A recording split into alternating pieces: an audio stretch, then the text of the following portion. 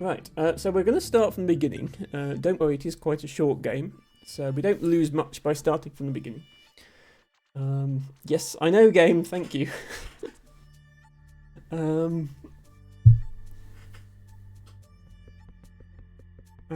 this block here, there's no opportunity to cheese that one. You have to just put it there. But starting from here, there are different things you can do. So this block you just start off using to make bridges. And then you're introduced to this power grid thing, which you can't step on it, otherwise that happens, which is bad. And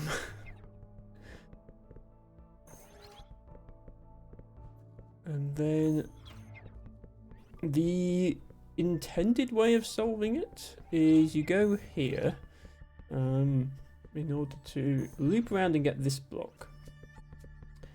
And then you bring this block up here, and then you do this and you open the door. And you can bring... I need to do that. You can bring this block through the door, and that's how you start solving the next area. However, there is a way to get 2 blocks through the door, and then you have an extra block for the rest of the game. Which I tried to find last time, and I couldn't. I have to go back to... Yeah, one of the good things about this game is it does have like an infinite rewind function. You can just keep hitting Z and it will eventually undo all the way back to the start of the game. So what you have to do, you have to wedge a block in the door so that it doesn't close when you depower this. Then you can take this block, put it next to this one. Then you can still get through this powered off door if you grab the block and walk through it like that, and then it shuts behind you. Then, yeah, you bring this one here. Yes, lots of button mashing if you want to undo a long way. Now I have an extra block because I managed to save this block that would have been stuck on the other side of the door. Quite what the consequences of that are, I'm not sure yet. But I'll show you the achievement in a moment. Now, oops, no, don't electrify all the blocks. You have to leave 2 blocks in here to hold the door open. So we still only get to take 2 blocks with us. Can we get all of those but 2 through the door, asks Alice. Yes, we can, because, yeah, now I can bring this one as well. We can't bring either of these because the door shuts when we remove one, and although we could wedge one in the door so that the door stays open, I can't get this block out without moving this one out the way first, which then causes the door to shut. So yeah, we can get these 2. So at this point, there was one. Yes, there was one left at the start too. Oh, here we go. Sorry, cutscene. Reactor explodes. Panic! Panic! Panic! Yes, investigate problems with the reactor. Normally, we would just have 1 block at this stage, and we would have to put that 1 block on this button to open this bridge to the left in order to carry on with the level. But there's this other button, and I did comment during my first playthrough. This is a later room in the level, and there's like a double door here, and I thought, what's the purpose of that door? And the answer is, well, you can solve the game without ever opening that door, because I didn't. And I think the whole point of figuring out you can cheese an extra block through is that you can leave it here and hold this door open. and then eventually you can wrap back around to here from later in the level. So I got this far off stream, and then I thought, okay, this is actually quite interesting. I should probably stream it. And the achievement.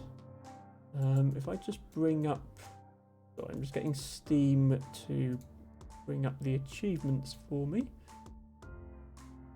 Steam, if you don't mind.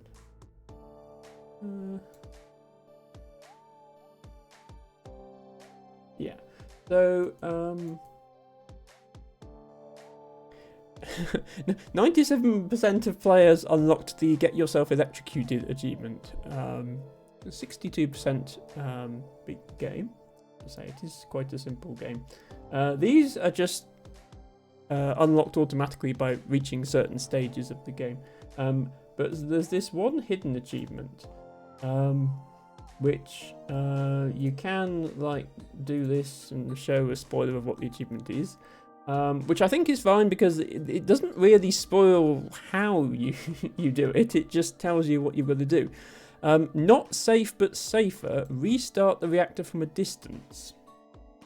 Now the way we restarted the reactor in our first playthrough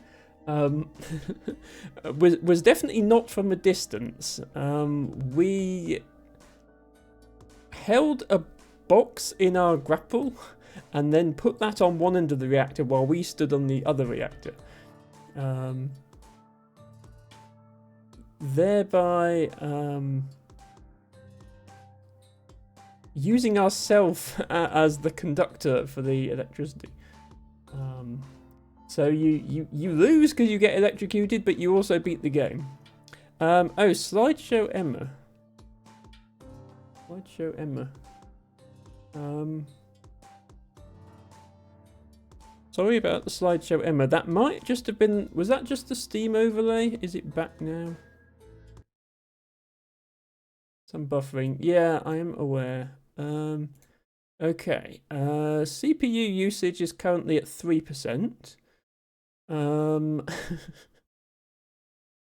I have 31 gigabytes of memory free.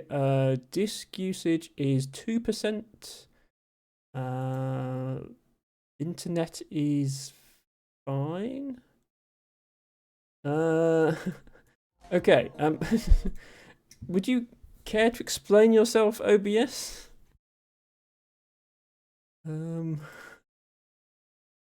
OBS is also telling me 0 dropped frames, so all in all I'm a little baffled. Maybe it's a Twitch issue. Yeah, I get that it's still happening. I don't see any indication that it's happening on my end. Let me just go to my own channel. I have without sound, preferably. Okay, yeah. Yeah, sorry about this. Yeah, T-Bagger says can hear you okay, freezing videos, freezing and buffering. I don't think it's anything on my end. I think it's... I'm gonna exit the game. And... that...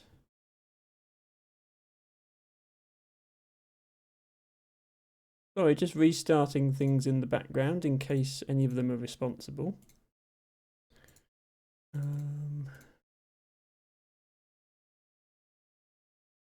But I don't think the problem's at my end, unfortunately. Terribly sorry about this.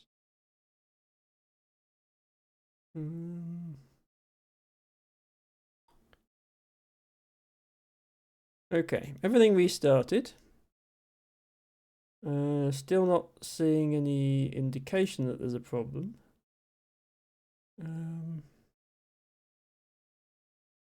It's a network thing because frames come late and get not much dropped, says Ellis. Yeah, I guess.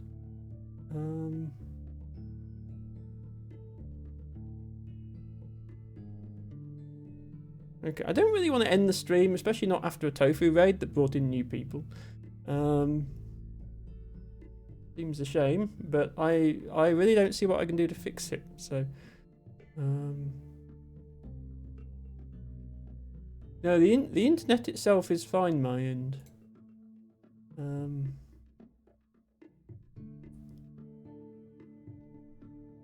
Okay, right. I've got my own stream up on Twitch, and there's no frame stuttering, so I think it must be fixed. Okay, let's go with saying it's fixed. So if it's still not working for you, I'm sorry. That's between you and Twitch. So I'm going to continue with the game.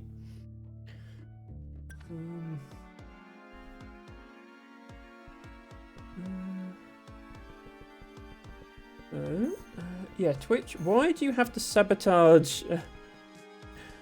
Just when I've had a stream with a raid from a big streamer, why do you have to sabotage it and ruin my streams? We get this box from here, and then the next thing we do is go here. Oh no, hang on. Need to put a box there. Oh, might need to use this box temporarily. No, wait, hang on, I'm misremembering. You can't expect me to remember a whole 4 days since I last played this. This box goes here, and then we go and get this box and put this up here. Somehow. There we go. Seems to be okay now. Okay, thank you for confirming. And my apologies. So I'm not going to bring up the Steam overlay again in case it does the same thing. But what the achievement description was restart the reactor from a distance. Now I took a screenshot of the reactor. Where did I put it?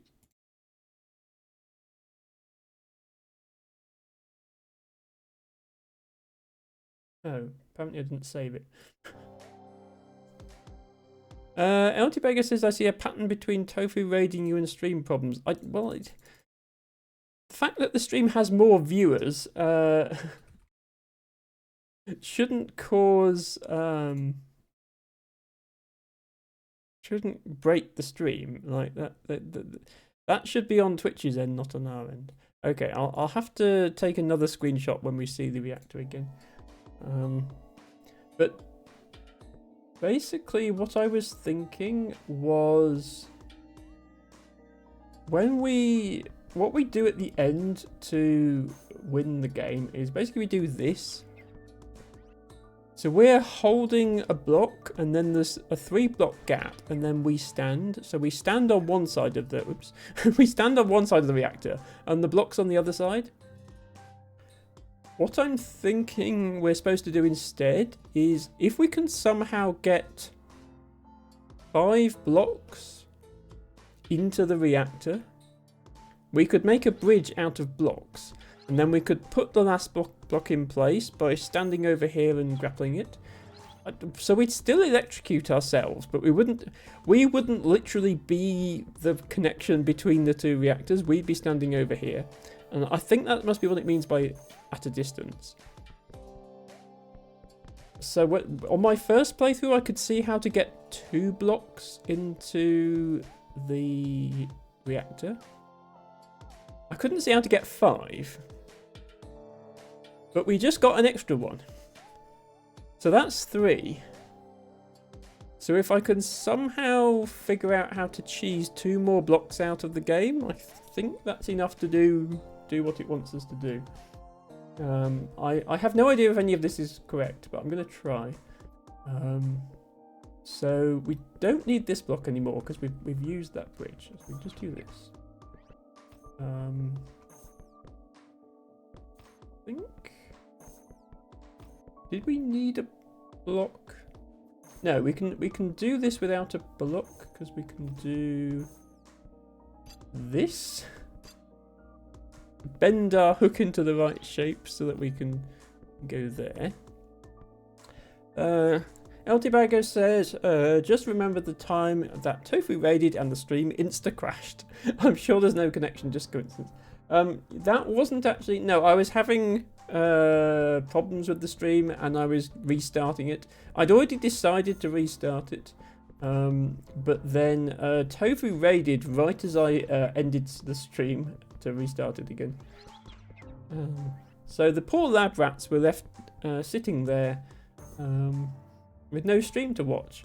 And I'm very grateful to Tofu for even bothering to raid me again after that nonsense. So thank you, Tofu. Right, let me just remember how I actually progress in the game normally. We open that door. We try not to electrocute ourselves. Can I get these blocks yet, or do I need another block? I think I must be able to get those blocks now. Like, I have an extra block. Yeah, I can go back and get this block. And what I can do is I can wedge it in the door and then remove this block. So this door is supposed to be shut now, but I can do this. Yeah, now look, I've got all these blocks. So you're not supposed to have this many blocks already.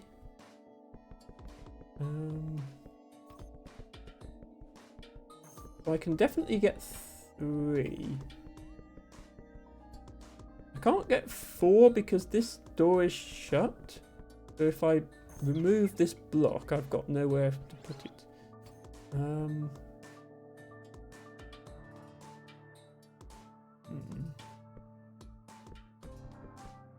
Oh, but I can put this here, and now I can get this block. Okay, no, so we can get 4. Yes, we've got 4 blocks in here. Although one of those is the block that was on the other side of the door. Yeah, I had to bring that block, the extra block. So the door isn't actually open. I'm sure the solution involves keeping this door open. Otherwise, why would they be in the game? So can I now put one of these blocks back? Yeah, that extends that bridge. I think I can probably get one of the blocks back over there now.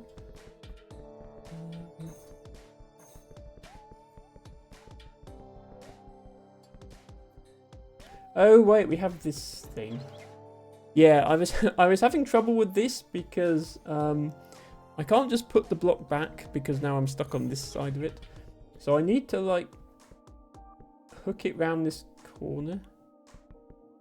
Can I do that?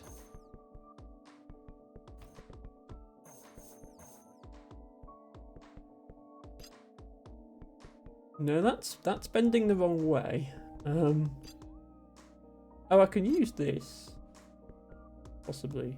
That's not right. I want to have the hook bending to the left so I can hook it round that corner.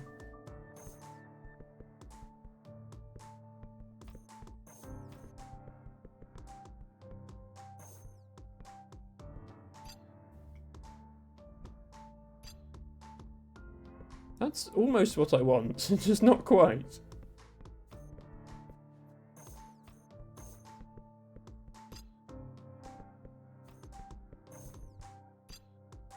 Actually, that might be good enough. Oh wait, no, that's not good enough. Ah, no, it needs to be longer than that. Do we? Oh, we have one more. Yeah, no, we have one more block. Okay, I think I can use this block to help me make a hook of the right shape.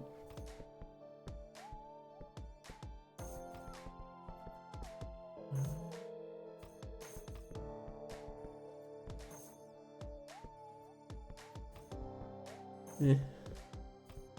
It's surprisingly tricky to visualize what you want to do in this game. I need to make it in this room because it needs to survive down to here. I want it to be that long. And yeah, like that. So now I can do that. No, don't. There we go. Yeah, see now the block's here, and now I can go here, and now I can do this bridge back. Okay, then we can take this block and put it back on here. I think I see what the point of this is. I've got no way of recovering this block because that shuts this bridge. And this gap is too long to get the hook across. But if I can get through this way, I can then pick this block up and take it through here. So I would have an extra block if I did that. So I think that's the point of that route. So now I don't need that one anymore. Now I have 3.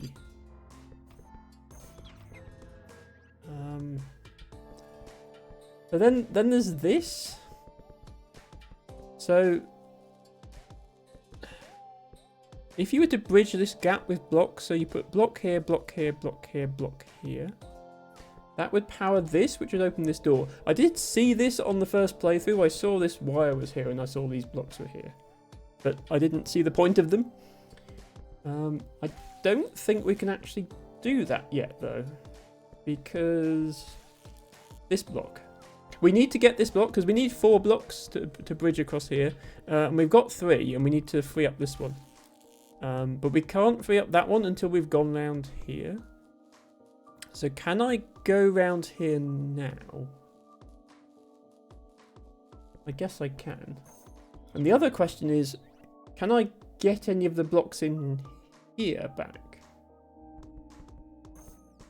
I can't get this one because this button is powering the door. So as soon as I move it, the door shut. But I could bring one in. Like, there's some interesting things that could happen if I were to bring a block in with me. Oops. I don't know if this is... Oops. I don't know if this is the right way of doing it or not. But I can bring a block. Now I have a second block in here.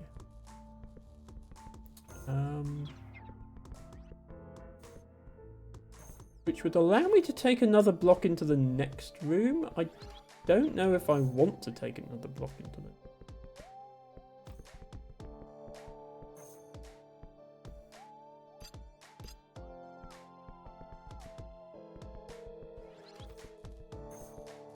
Yeah, now I have a block in here.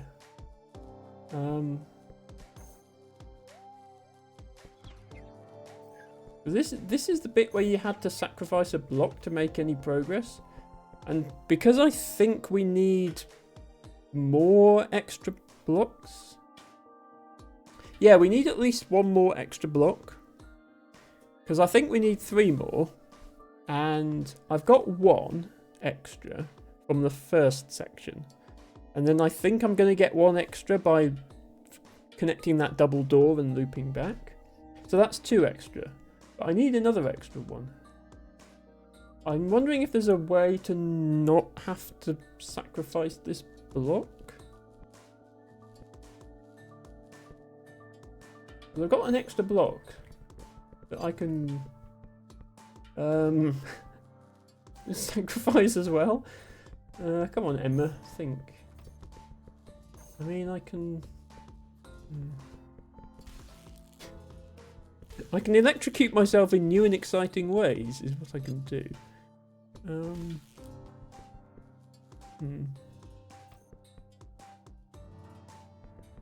Actually, hang on. No. Wait. Yeah? Yes, look, look. Look, I got this block out. Now we have an extra block here. Oh, I can't get back though. I can't get back because there's no way to grab that block now because it's not in a straight line from anywhere I can be. Did I mess up?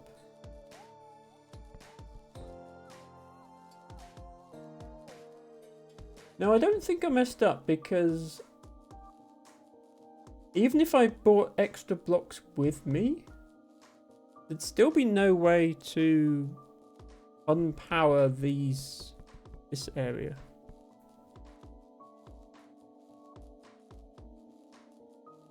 Oh, but I could hold the other door open. Hang on. I'm gonna have to rewind a bit.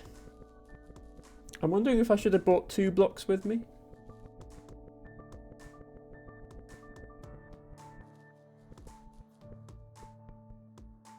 Can I even bring 2 blocks with me? Not space to bring. Oh no, I can bring 2 because I can turn this off. Move this block. Turn this back on. We have one more, don't we? Yes, we have 2 more, in fact. Ow. Oh, yeah, I have to pull it through, so I don't do that. Yeah, if we bring 2 blocks with this.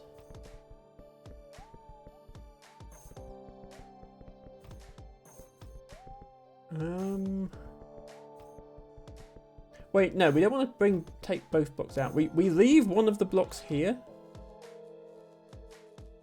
Is the idea. Wait, but that leaves that powered. Ah, can I still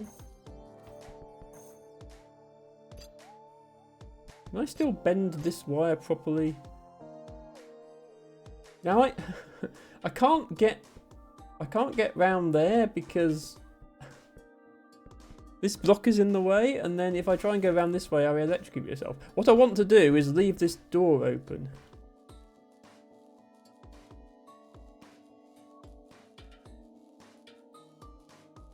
Oh wait, no, I don't have to. I don't have to leave the door open. I just need to wedge a block in it. Hang on. Let's go back again. I'm determined to get this. Yeah. I just need to leave a block there so that the door isn't blocked off when I remove this one. Okay. Now I can...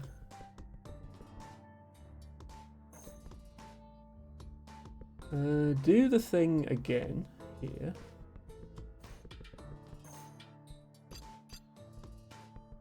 Go that way round. Do this to get this block out. Now, can I actually take this block back? No, so I can't take the block back, but what I can do, if I leave it here, then I can just come in again later and take the blocks back. Because you go back to that room I was in. So the 2 blocks I don't need, I can leave in here. I'll have to push it in. And come back for them later. I think. So this one, we do this with to extend the bridge. That with to extend the bridge. Now what? Oh, right, hang on. Sorry, just screenshot the this bit. So I can show you what I meant to show you before.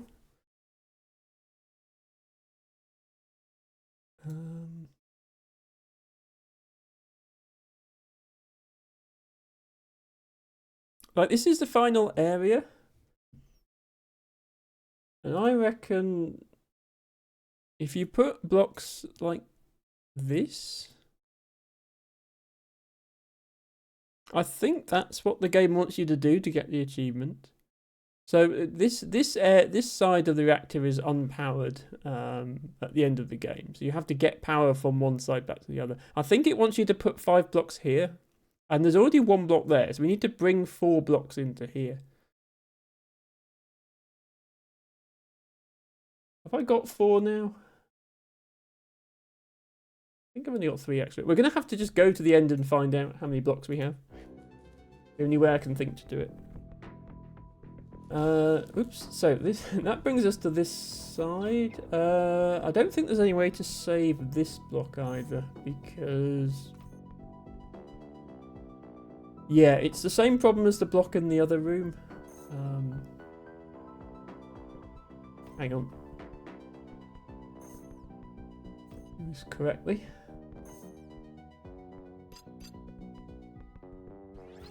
Once I've opened this door, like I could get more blocks now and come back, but I'd never be able to retrieve that block because I don't line up with it in order to be able to hook it. So now we're in here.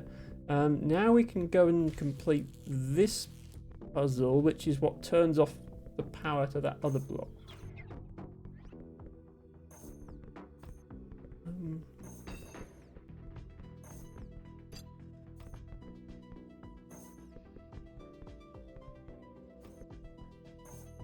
Please forgive my twitchy muscles today. There, and then we go through here, and we have this block available. So do we now have 4 blocks to bridge this gap with? We have 1, 2.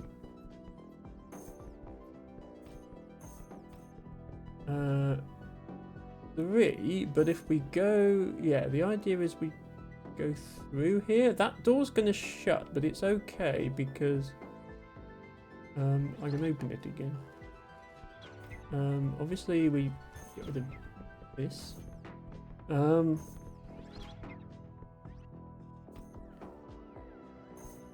on. No, hang on a minute. Have I just trapped myself in here? Because if I repower this, I can't get to the exit because there's a block in the way. And if I repower it without the block being there, then I can't. Like, I can grab this block, but if I try to pull it out, I'm going to electrocute myself. Okay. I don't think I've actually saved any of these blocks. Hello, Odyssey. For you, the seas, welcome in. Good to see you.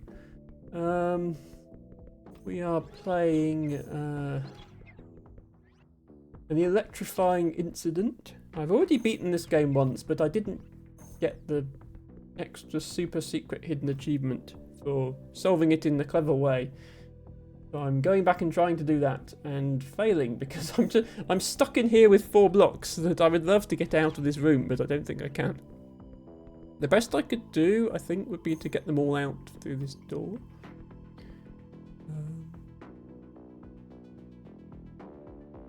Actually, no, I can only get one of them out through this door because there's a little niche here that you can put a block in. But here the niche is aligned with the door, whereas here it's separate. Yeah, I'm gonna end up leaving a block in here, which I don't think is correct. So, is there some other way? Can I take the blocks through the whole rest of the section with me? If I rewind, sorry, I'm going to have to be mashing Z for a bit here. If I rewind all the way back to when I was in that room before from the other side, frantic button mashing.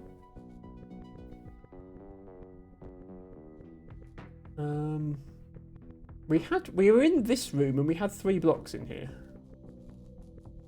So what if I just take those blocks across here with me? Oops, note. Be careful how you go across here. I appreciate the fact you can run across this, and it looks like you should get electrocuted, but you actually don't. Okay. If I take these 2 blocks in here with me, can I actually get them? No, this is the same problem as the other room. There's nowhere to put a block here that would allow me to take it out of the room with me. Because if there was, I could do that with the other room.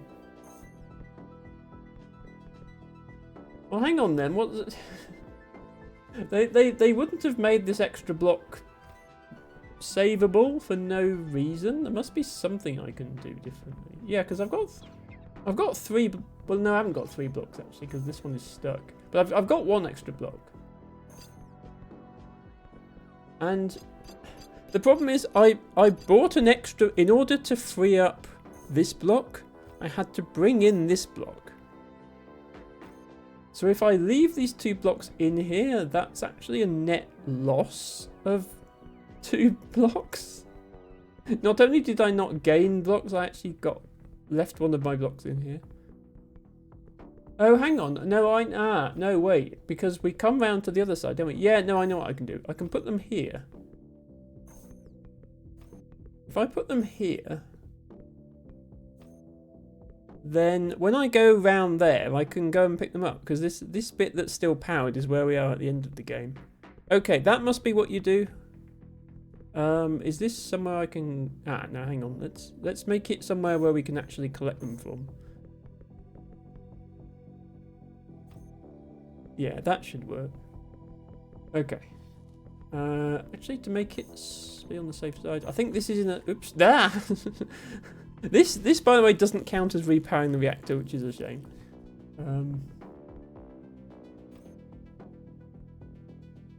There, now I can get both of them out if I need them somewhere else in the level. So now I just need to do this again.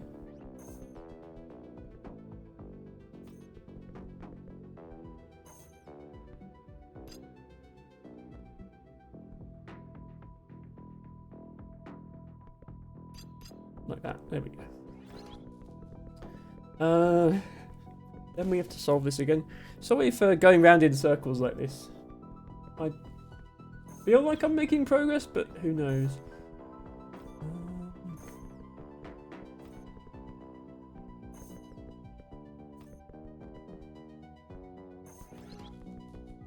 Okay. Yeah. Right, that gets us this block. We don't need this one after all. I don't think there's any way to get that one out, but we can get this one back. So we have 3 blocks. We need 4 though. We can't get this one. It looks like we can get this one, but we can't because as soon as we move it off the button, we're trapped in here. Can we continue with the level and come back with extra blocks? This also needs 4 blocks. 1 here, 1 here, 1 here, and 1 on the button. Okay, I think we actually have to go and fetch... I think we have to fetch this block that's holding the door open back. Use it to solve this, so that we can get into the next room and take that block that's up there and bring it back into here. Okay. This is definitely the most tedious way of solving this level. Hello, Rooney. Welcome in. Thank you so much for raiding with your party of 8 viewers. Hello to Otto, Best Potat, Kurjo, Harry, the Troubadour. Welcome in. Don't think I've seen you here before. And of course, Rooney. Kurjo, Otto, thank you so much for redeeming your flowers of the day. Otto, thank you for the lurk. Enjoy your common bistort. It's a lovely pink and white flower. Rooney, do let us know how your stream went. I did manage to drop in earlier. And I believe you'd started something new today. Yes, Rooney has... just finished The Last of Us Part 2 is now starting. Cyberpunk 2077. So I do hope you're having fun with that, Rooney. I hope you're enjoying the game. We were just on character creation when I dropped in when I was at work. Harry is talking about slow. Oh, Tibago says raid noise when, and Harry says snail. Am I to assume that there's a lag going on between things happening and the stream acknowledging them. That's most likely related to the delay we had earlier. I still don't know why we had that delay. I'm terribly sorry. There's nothing I can do about it, but I believe the stream is correct now. Rooney, thank you for redeeming Tormentil as your flower of the day. To Rooney's Raiders, if anyone new is here, hello, my name is Emma. I'm here every Friday, Saturday and Sunday. And I mostly play puzzle games, such as this. This is the Electrifying Incident, a monster mini expedition, featuring a character from another game we played and enjoyed. Right, I have a problem now, which is I need to hook this. Just got through the prologue of the game. Well, I hope you enjoyed it, Rooney. We have a problem because we need to hook this block around this corner again, and when we did that before, we had to get an extra block to help us. I can't use this block because then we don't have this bridge. I can't use this block because then this door shuts. Actually, I might be able to use this block. Okay, yeah, I can get this block to here. Then we need to make a very specific shape, which I did manage to make before. So hopefully I can make it again. Yeah, that shape. So that we can put that block there. And we're going to have to undo all this later, because I'm coming round to get this block because I need it, but I'm also going to have to bring it back later because we'll need it down here again. So I've definitely not done this in an efficient way. So now we need to put a block back up here, so that this door is open, so that we can bring blocks through it. Now we need 4 blocks on this side. I think we have, because we have this one.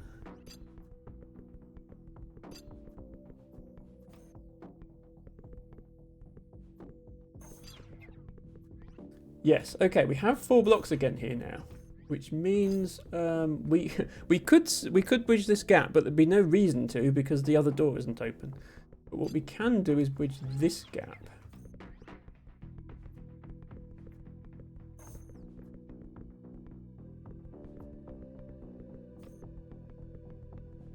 And I think that gets us access to 1 more block. Not an extra block, like it was a block we had in the first playthrough.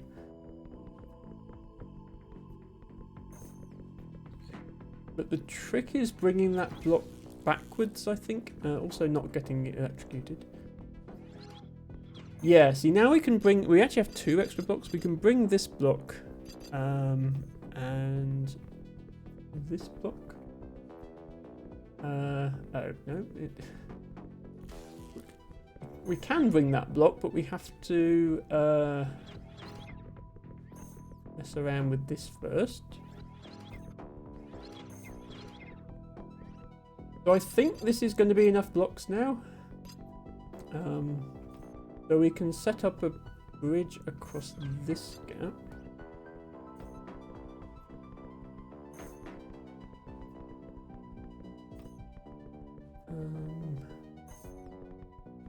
Then, wait, how do we power this again? Oh, no, sorry, we can't set this. Now we have to go and open the bottom door again, and then we can set up that bridge. Okay, sorry, that's... Emma. Right, that's why we need this block. Okay. I'll get there eventually, I promise. So we open that, we put this block back on here. We bring this block again.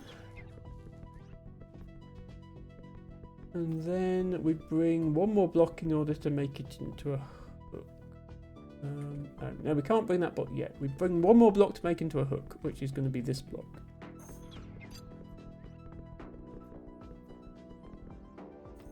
Then we bring this block.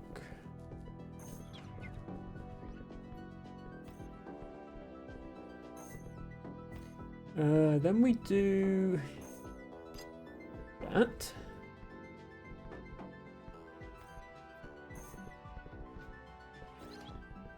Then we put... Wait, no. Can't put that one back, because then we're stuck in here. What do we do?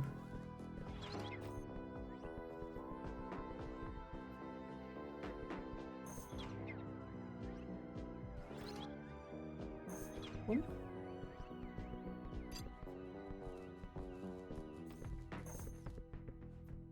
Yeah, we can bring this one. Okay, we bring this one round here. Put it here. Now we should be able to get 4 blocks to bridge the gap again. We've got 1.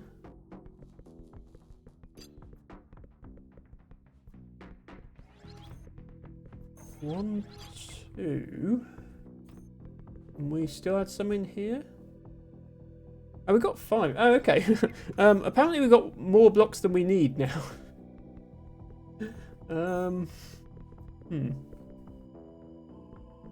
The key thing is we need to get 4 blocks to the end of the level. Because we need 5 blocks at the end of the level, and there's currently 1 block at the end of the level already, so we need to get 4 blocks there. We deposited 2 blocks on the final stage, so 2 of these blocks need to make it through to the end of the level. Right, so we bridged that. Wait, how do we open this? I forget what this is connected to. Oh, it's this. Oh, wait, no, I see what we have to do. We have to go back through here, then we have to undo this stage. This is really well thought out, but also quite tedious to solve. We have to undo this stage back to this configuration. And also not trap ourselves in here. Oh, down here. Yeah. Thank you for the lurk, Rooney, and thank you once again for the raid. Enjoy your yummy foods, and hope to see you again soon. Right, yeah, now look, this is powered. We can still get out here. Yes, look, I finally opened this door. All that just to free up this block, which we can now bring round. Can we get... Yeah, we can kind of cheese this one through, because we grab the block, but we walk backwards at the same moment we take it off the button. So now we're holding the door open. Yeah, there we go. So... No, wait, now... now we have to reverse that other level again to get these electrified blocks back. Okay. Now we change this back.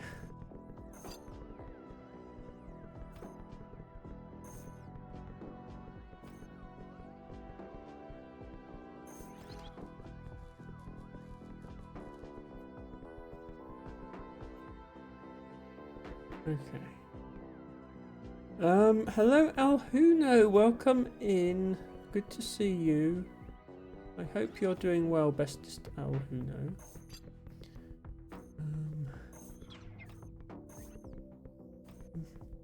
Remember, if you were here when we did our first playthrough of this game, we're doing it again because there's an achievement we need to get. I'm just glad there's no achievement for, like, doing it in a certain number of moves, because I definitely wouldn't be able to do that. Okay. I think... Wait, hang on. Because we still need to leave these blocks here. Because we'll get those through there. We can bring these two.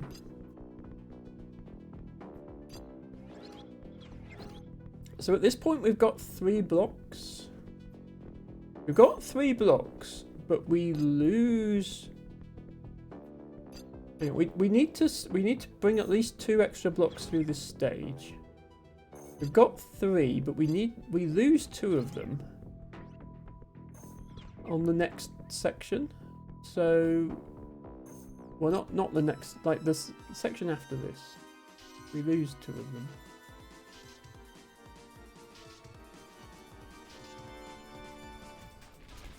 Do I have enough blocks? I'm gonna have to... We're just gonna have to go to the end and see if we have enough blocks.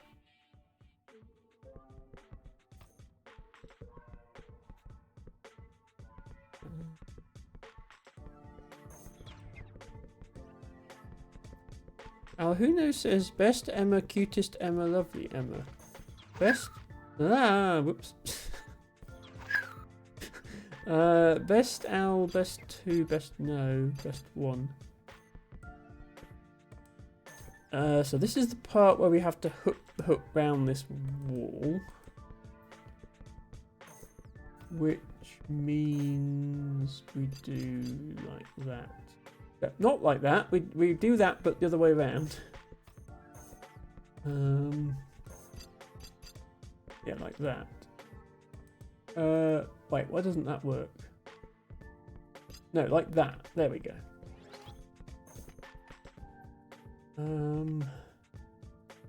Yeah, we only actually bring 1 extra block through here. This is our extra block. We don't need this one. Is this going to be enough? Because we need 2 blocks to solve this next puzzle. We have to have a block here to hook this one round. We have to do that. Except not like that. We have to do... Yeah, that... No, not that either. How did we do this before? Was it here? No, sorry, it was here, I think. And this was here. I'm embarrassed that I can't remember how to do this part now. No, that was also wrong. Emma, how did you do this part? There we go. Yeah, so we can't save this block because it's surrounded by electricity. So at the moment we've only got 4 out of our 5 blocks. LT Burger says, I managed to connect some Emma friends. Got Nessie to raid Shell, and the next stream she raided Alhuno. I'll call that a great success. Yes, I noticed Shell hanging out in Nespa's stream, which was very good to see. It's always nice when Emma friends are connected to other Emma friends. Oh, hang on. I think I get it. This is the mirror of the puzzle on the left side of the level. So we were sacrificing this block to get out, but we don't have to now because we have an extra block. So we do the same thing we did over there. I think this is the last extra block we need. So we have to use 1 to extend the bridge, and then that gives us 2 more. Yeah, this works because this gives us 4 blocks. Plus the one that's there gives us 5. Okay. Wait, no, we're not done yet. We've got to get the blocks across this. Ah, no, hang on. There's no way to turn this off, is there? This stays on? Yeah, this stays on. You can't turn this side off. So, how do we get the blocks up here?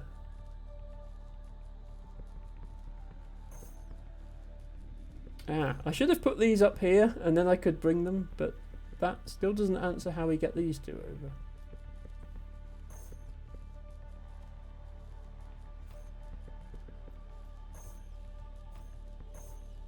Put it there.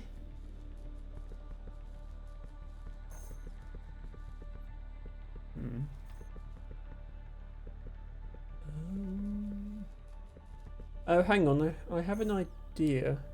I have an idea, but it'll only work for blocks that are on this side. Can I make a hook? Not like that, I can't.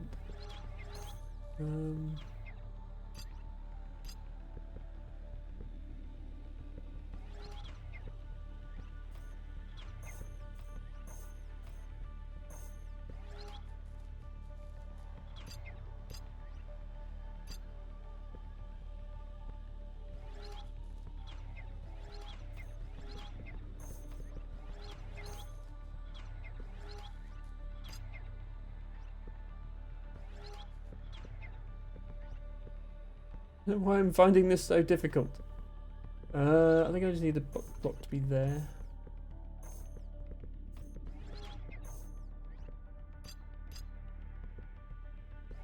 Yes, that's what I need. Look, I can do this and then I can put a block there. But I can only do that if I already have a block here. Yeah, see, now I can get this block up here. So that's 2, but we need 5. There's not any way to... Oh, wait, no, I'm an idiot. There is a way, there is a way. Look, we do this. Okay, that's 3. We just need to get these 2 blocks up. I don't think we can bring this one because of the bridge.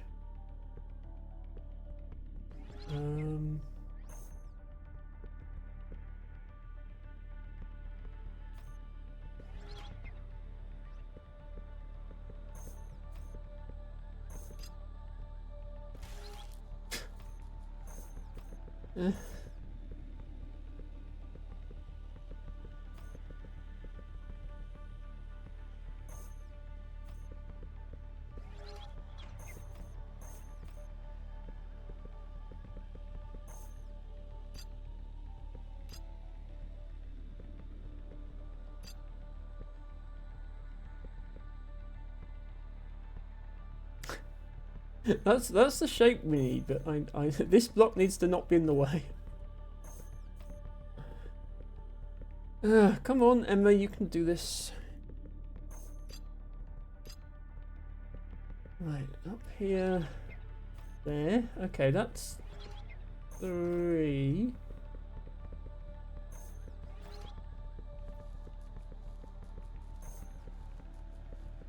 Right, we need to get one more across. So then we have enough to bridge this gap.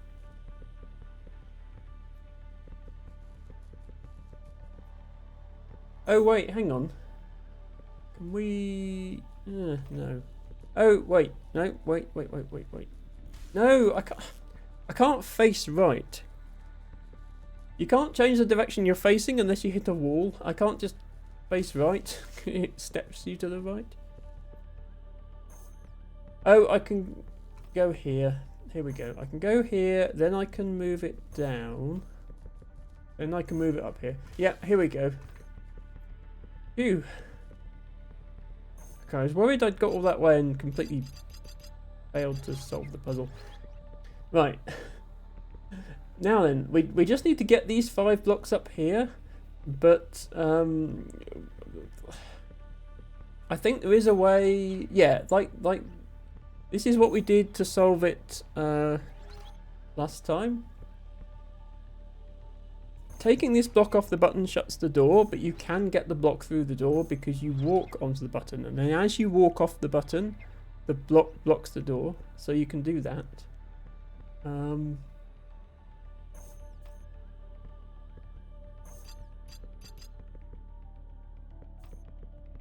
That will leave me trapped in there with the reactor, as it did before, but I guess that's okay. Actually, yeah, I'll need to...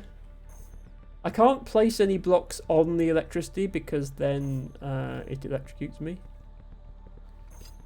So I'll need to place this one last. So the last thing I do will be this, and then that. But imagine there's a block to my left.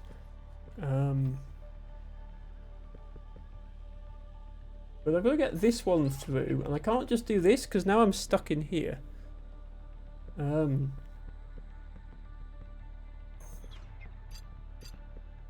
don't think I can just prepare this block to be over here either, because... Yeah, now I can't actually move this block upwards. Hmm.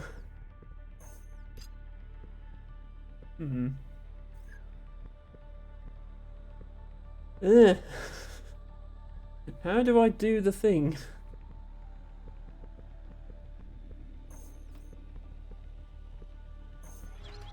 Can I somehow use a longer stick? No, because it cuts my stick off. Oh, wait, can I? Oh, I can do that. Right, okay, I can like edge it across by having the door repeatedly close on my stick. Okay, right, now we can do this. Can I repeat the long stick trick? It says restart the reactor from a distance. I think it wants you to be in this room when you restart the reactor and have it on the end of a long stick. So I think we need to extend it like this. Oh, yeah, then I don't get electrocuted. Okay, yeah, I don't get electrocuted because the door shuts on my grappling hook. We survived. Well, we survived last time, but we don't need to be hospitalized this time. Yeah, I got the achievement. Okay.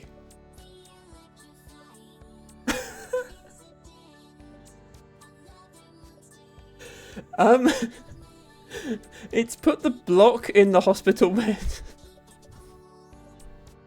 Stupid game.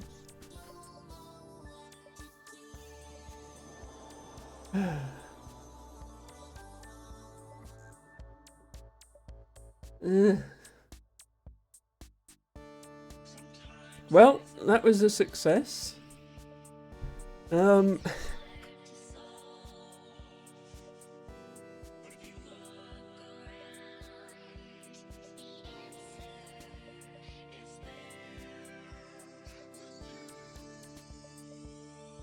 I do hope the block receives the hospital treatment it requires.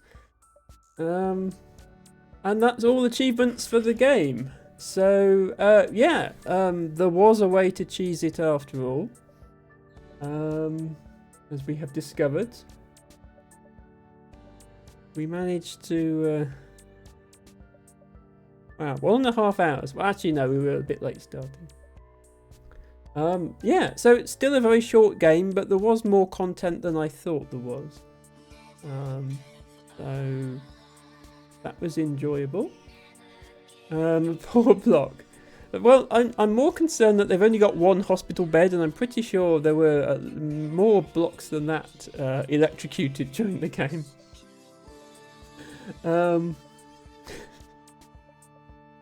No blocks were harmed in the making of this game. I like how the hospital is also on like a square grid. Everything in this game is on a square. Everything in this universe, the Egg Potato Man universe, is on a square grid. Hospitals, museums, islands, trees, power plants, intergalactic train networks. It's all on the grid. Like high for the block. The block will be fine, I'm sure. Okay, well, the game just exits the desktop. So that was the first part of the stream. I did say I was going back to Lingo, and to Metzi on Saturday. I'm thinking maybe not now because my brain is a little bit addled after that. After that lot, I might just go back to Temetsi now. So this is the game we were playing last Friday, and then I'll do Lingo tomorrow. Sorry to mess everyone around, but it's my stream. I'm gonna do things that I want to do. I think I might be a bit behind with chat because chat Chat might be behind the stream because Harry's hype emotes came like 3 minutes after I actually beat the level. So that's probably fallout from earlier. I don't know if reloading would help. So let me change the game category back to Tametsi. Oh, I closed my browser earlier when I was trying to deal with those. I don't think it was anything at this end. I think it was just Twitch having a moment.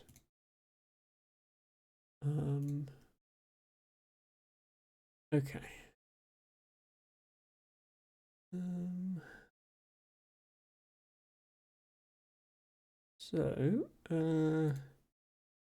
Okay. Edit stream info. We're going to be going back to Tametsi. I should probably change my title as well then.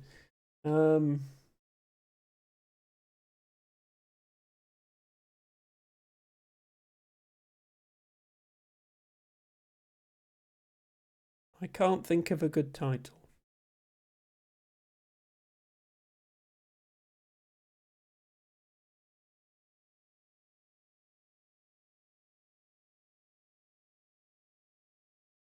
There. That will have to do. Harry said, I had a feeling the stream was delayed, not the alerts. Yes, I'm reacting to everything as soon as it happens, I promise. Alice says, I love that redeem because it behaves in chat nice too. Yes, well, it prints the cost backwards. It doesn't print the redeemer's name backwards, which I'm a little disappointed in. I wish it would print names backwards, but it just prints 03 instead of 30 for the cost. Right, give me just 1 second here whilst I get Tametsi up and running.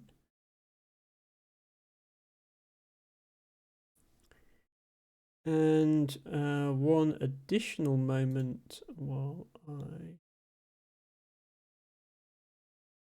tell Emma's bot what game we're playing.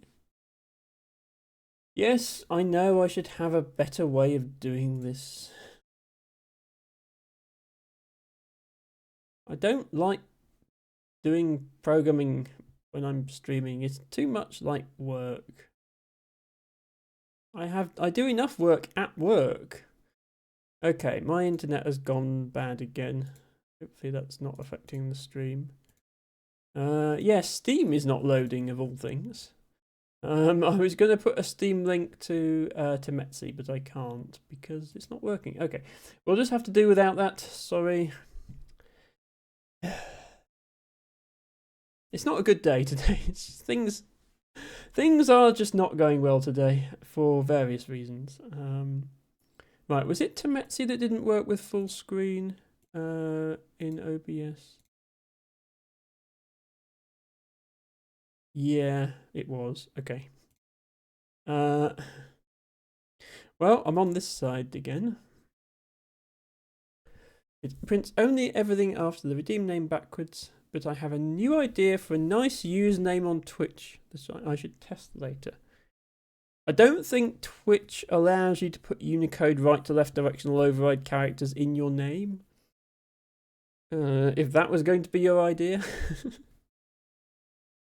Anyway, so yeah, so we've solved half the levels, and when I say half the levels, I mean half the main levels, which there are 100.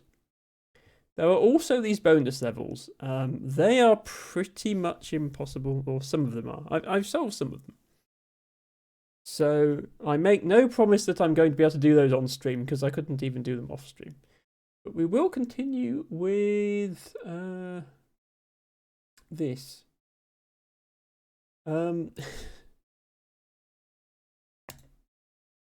Level 51, vaguely French, I guess in relation to the colours. Let's see how we can do.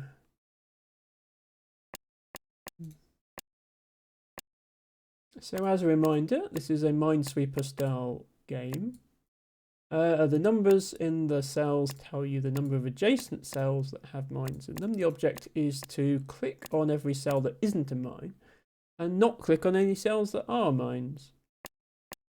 We may sometimes have to rely on these numbers around the edge, which tell you clues for the whole row or column, and the coloured numbers in the corner, which tell you everything of that colour.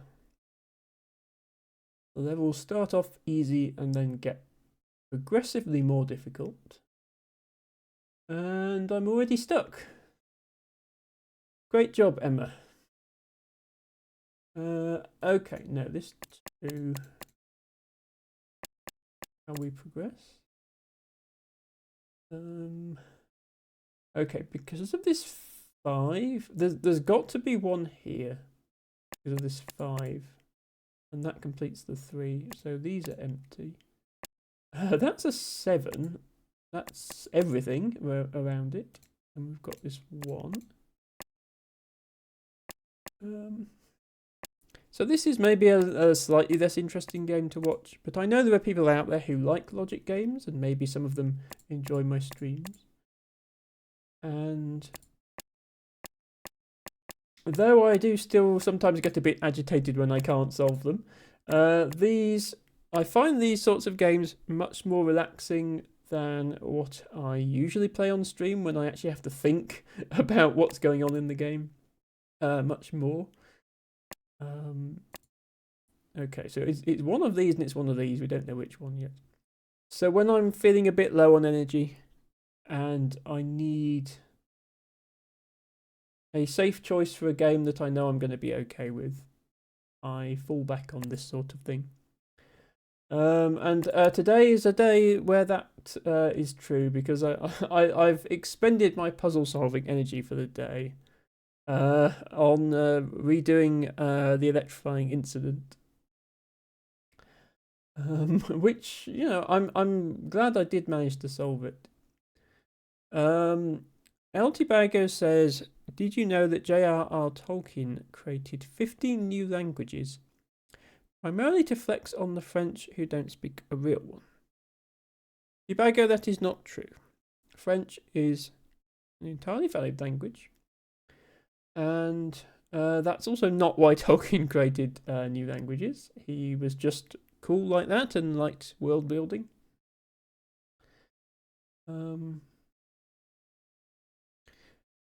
Sometimes linguists say that French is silly because they have an academy that decides what is and isn't correct French, which is not something that most languages have.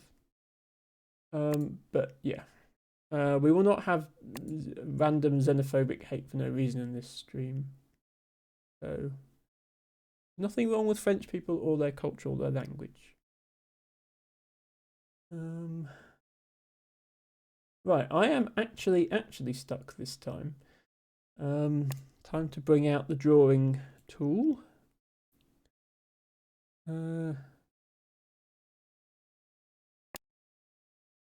So there's one here. No, not there. There's one here, and there's one there. One there and one there.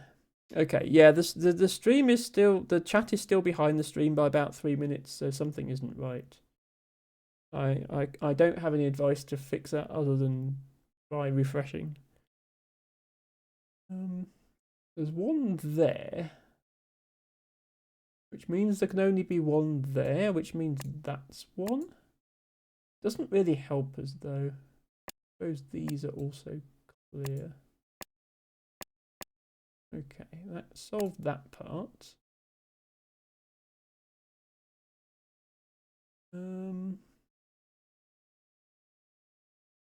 Maybe we have to use these numbers. Yeah, I think we're using these numbers because it says there's 6 red cells left. There's only 7 red cells on the whole board, and only one of these.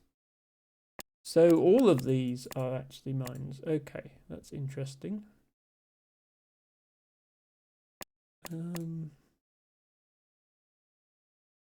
That's not one.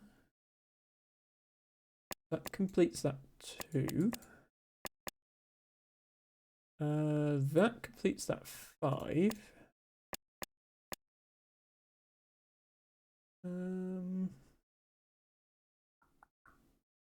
Okay, so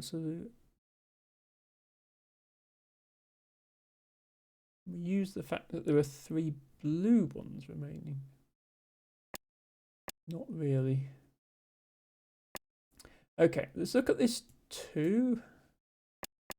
If we say that both of these are mines and these are both empty, then these 4 would all have to be, and then that would complete that. So that would have to be. And then there'd be 3 round there, so it'd be one of them plus that one.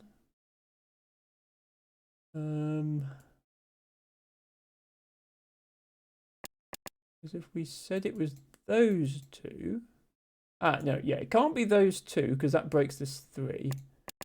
So it could be these 2, or it could be one of each. If there's 1 here, that means that these 2 are mines, and also that there's 1 there. No, that looks possible as well. There'd have to be at least 1 here, so there could only be 1 there. So that would be a mine. There'd be 1 here, 1 here, and these 2. Yeah, that's also possible. Okay, that doesn't get us anywhere. Oh, it's this 3. Sorry. Oh, I thought it was. Does that even help? Helps because of the 6. Okay. Now what?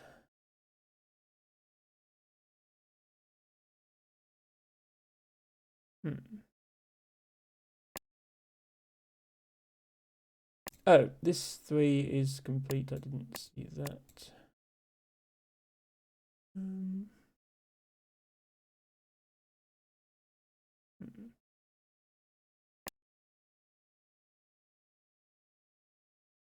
I think it's the blue number 2 now, because there's got to be 1 here.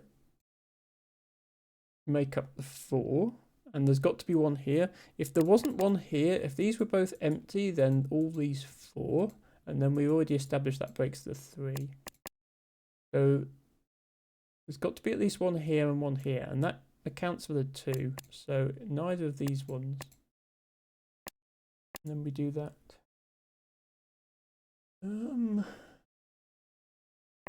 Okay, how do we actually finish this? So we know there's 1 there, so that's 1. We know there's 1 there. Oh, we know there's 1 there, so that one and that one, and there's 1 there, so there's 1 there, so that one and that one. And then this.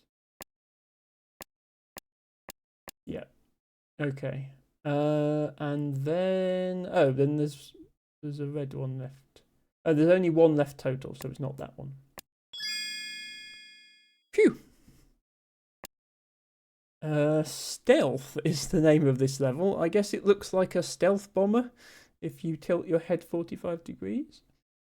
Not the most helpful coloured clue I've ever seen. It's helpfully telling me that of the 54 mines remaining, 54 of them are purple.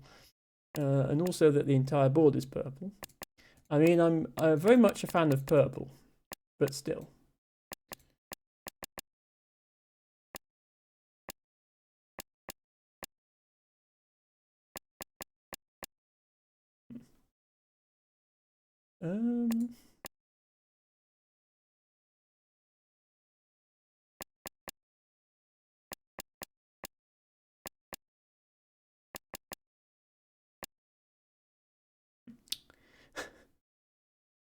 One thing that this has that regular classic Minesweeper doesn't is question mark clues. They're very helpful when the puzzle setter realizes that the puzzle would be too easy and that they need to make it harder. They can throw in some question marks. Just when you thought, if I reveal this tile, it will tell me everything I need to know, and then it doesn't. Okay, I think we can actually make progress here. There's 1 here, and because there's 1 here, that means there's 2 here. And because there are 2 there, that means there's at least 1 there. And that completes this 2. So these 2 are safe.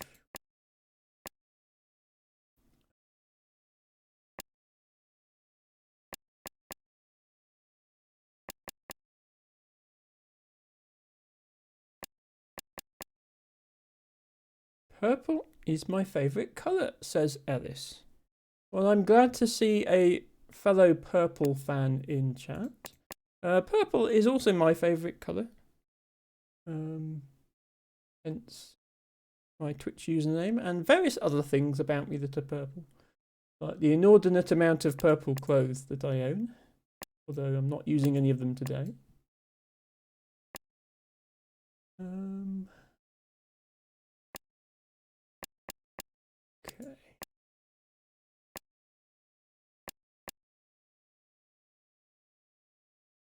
Yeah. Are we out of ideas? We might be. No, one of those, so we can keep going. Hello, Hurricane. Welcome in. You may have come in with the Rooney raid, or you may not. Either way, good to see you.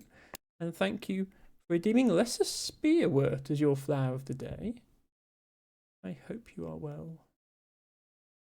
Best Hurricane. Right, 1 there, so not that. Always, when you've got these awkward levels like this, I'm always really worried that I'm going to accidentally click on a mine. I mean, it's not exactly the end of the world if you do. This game is a lot more forgiving than regular Minesweeper because it does let you just undo and try again. You just don't get the level coloured in blue on the level select if you didn't get it perfect first time. This 3 is done. Oh, wait. Oh. This mine is apparently fake. Why did I click it then? Emma, you idiot. Okay. I think I'll probably continue and not try and redo it. Because it would take too long. Now the 3 is done.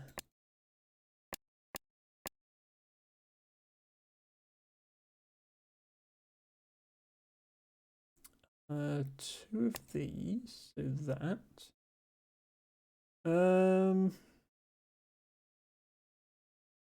I can't prove it's not that one, I don't think. 1, 2, 3, 4, 5, 6.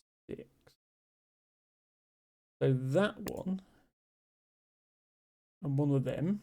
1, 2, 3, 4, 5, 6, 7. Okay, so these 3 are empty. Okay, that solves that problem. Okay, chat is not quite so far behind the stream as it was, because Harry's reaction just came in there. Yeah, I think the stream is lagging about 30 seconds behind where it usually does. Again, sorry, don't know why it did that. 5, so 2 more here, but we don't know. How do I resolve this? Maybe I have to do this first and then work down. Can we use these clues yet? Not really. At the 8, 2, 3, 4, and 8. No, we can't even use that. Am I missing something here? 2 of these. Oh, this is just guaranteed not to be a mine, I think. Okay.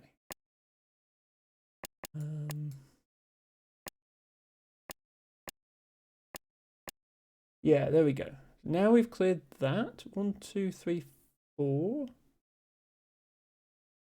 So 4 out of these 5 are all mines, and only 1 out of these 6. 2 here. We do anything with that? No.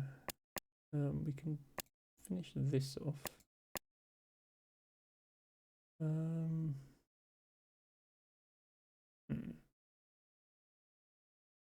Okay. What am I missing? We have 10 mines left to place. we have 5 left to place in this top row, 1 in this row and 2 in this row. That adds up to 8, which means we also have 2 to place over here. Now, depending on how you configure the mines here, you could either place 2 or 3 to fit the pattern. If I was to do this, that would work for every cell, but there would be 3 mines. If instead I do this, it still works for every cell, but there's only 2.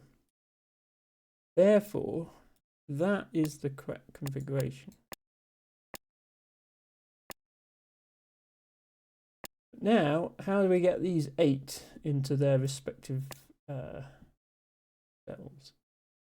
I think what we do is we observe there's only 1 in this column, this row rather, and we see it has to be there because the 3 looks like that.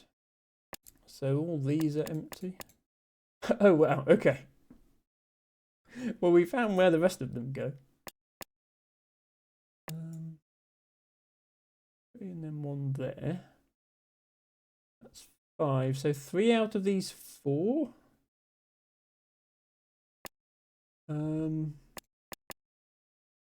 Well, yeah, 6 total. If we look at the 6 total and we say, well, there's 4 mines round this square here. And there's also 1 here. And since there's 1 there and 4 there, that makes 5. The remaining 1 is somewhere in here. And then we say, well, if this 3 consists of 1 that we've already found, 1 somewhere in here, the third one is somewhere in here. So there's exactly 1 mine in these 2 squares. And we've got this 3 and this 4. So we know there's 3 mines in here, and there's 1 mine in here. That makes 4. There's 1 mine in here, and there's 1 mine in here. That's where the 6 mines are located.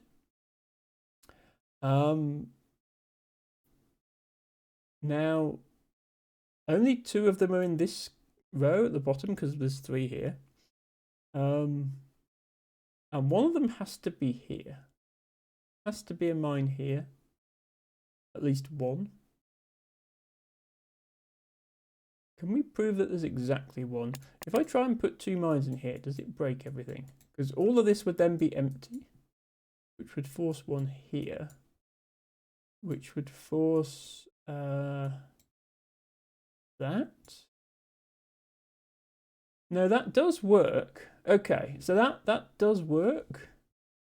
That is a possible solution. What I'll do, if I put a little dot in the corner.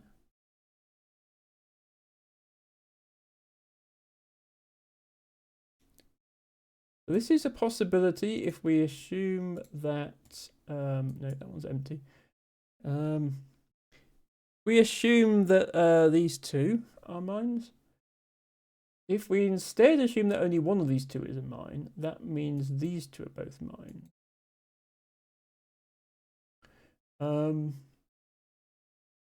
Which means that no matter what, this one is always a mine. Is anything else forced by that? So 1 of these 2 is a mine. 2, 3, so still 1 of those.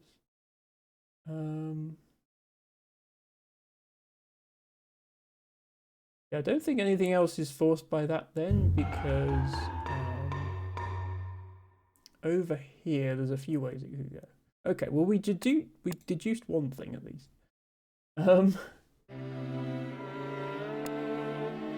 Anything else we can prove breaks it? What happens if we put a mine here? Does that break anything? That forces this. And since we know there's 1 there, it forces this. And then that... yeah, that breaks it, because this 3 now has 4 around it. Okay, so it's impossible to have 1 here. Phew! Great horsetail, foxtail asparagus, equisetum telmatia.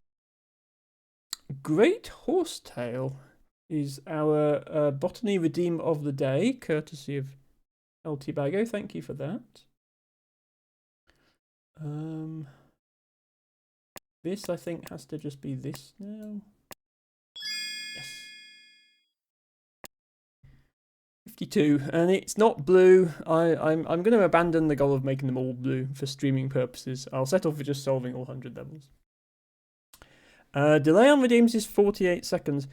I don't think there's much I can do. I can't really stop and start the stream, so sorry. I'll just keep talking as things happen and do the best I can, and maybe if you refresh it will get better.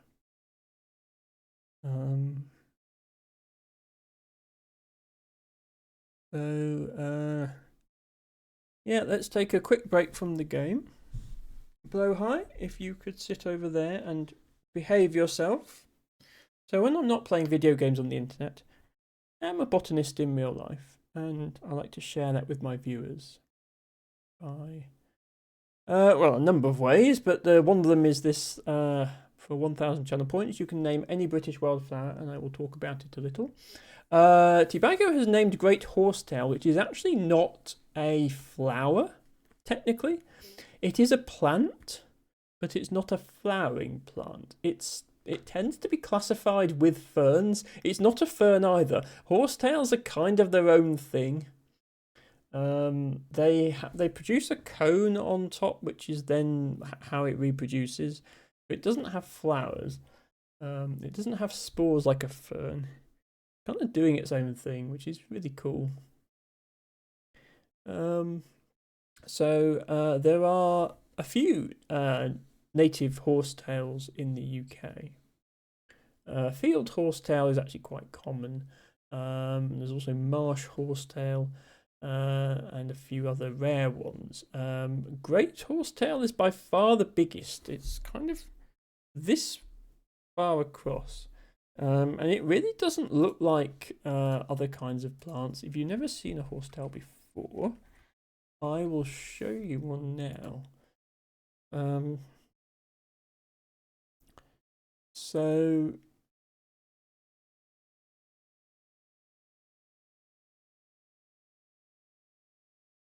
let's find a good. People like photographing the spikes, not so much photographing the stems, which are a little bit boring. I want to show you everything. Okay.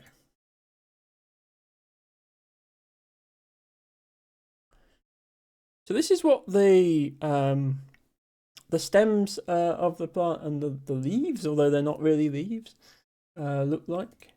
They're very finely divided, but not finely divided in the same way as a fern, and it's hard to get a sense of scale. These are quite tall when fully grown. They're about this much across, and they can grow to a couple of meters. Sorry, a couple of meters in height. And as I mentioned, they don't have flowers. They have these little cones that honestly look more like fungi than anything else. Just finding a good photo. This is a decent photo. I wish I had my own library of good botany photos, but they're difficult to come by. I have to just sort of rely on happening across something when I'm out botanizing. Yeah, so these cones are what are produced when the plant first sprouts, and then that grows into what you see on the left. I thought I'd throw you something different, says Deepacker. Yes, so horsetails and club mosses and a couple of other things tend to be categorized in with ferns, which in turn that group is like, they're not flowering plants, but they are plants. And then grasses also tend to be treated separately. So grasses, sedges, and rushes, which is anything with very long, thin leaves, basically. Even though they are also flowering plants. Grasses are flowers. The flowers are not brightly coloured, but they are flowers. And I think it's a conspiracy by field guide publishers to sell more books, because you buy your plant book and you think, oh, good, this book's got all the plants in it, and then you find out that if you want to know about grasses, you have to buy another book. If you want to know about ferns, you have to buy another book. A lot of flower identification guides also miss out trees, even though trees are also flowering plants, at least non-coniferous trees. So then you find out you have to buy another book. There's a good pick on the wiki of the thing you're looking for, I believe, says Barry. Yeah, this pick is good enough, but I might look at the Wikipedia entry later. I'm going to bring out a different book than I usually bring out.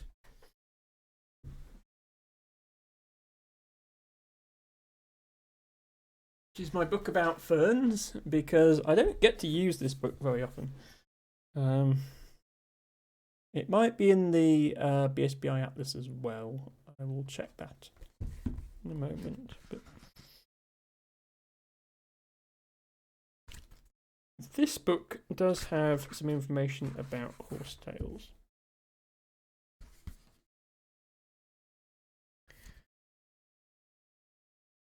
So a lot of horsetails are aquatic, or at least semi-aquatic, so they like to grow in very damp places.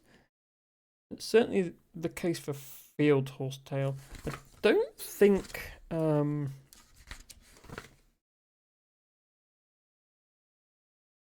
great horsetail particularly is, though.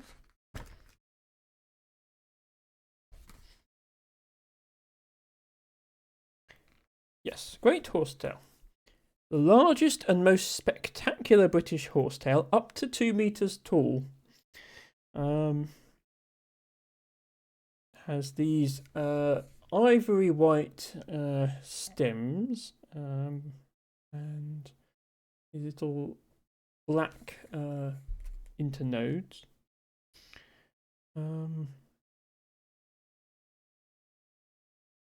accompanied by other horsetails. Colonies usually consist of numerous densely packed shoots, but sometimes few and dispersed. Like field horsetail, the cones are borne on non-photosynthetic shoots, but colonies are sometimes found in which the cone-bearing shoots are green with regular branching. Yes, so on the right here you have cone-bearing shoots, and on the left you have photosynthetic shoots. Photosynthetic shoots just means they're the ones that are green and contain chlorophyll and that the plant generates energy from. In most horsetails, those are two distinct things.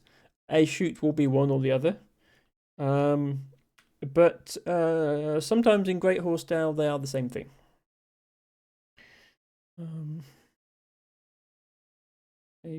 The cone-bearing shoots persist alongside the conventional vegetative shoots after the cones have withered off. And okay, yeah, so it likes base-rich soil, so not acidic soil. And yeah, Flushy's wet woodland and wayside, so it does like damp places like other horsetails, but there are some horsetails that basically require water to grow in, and these don't. As you can see, this one is just planted in fairly dry soil. Hi there, thank you so much for the follow. I do have anonymous follows on, but I see your name there. Welcome in. Thank you for redeeming drink water. I have an unredeemed drink water already, so I guess I'd better do a double drinking of water. Let me...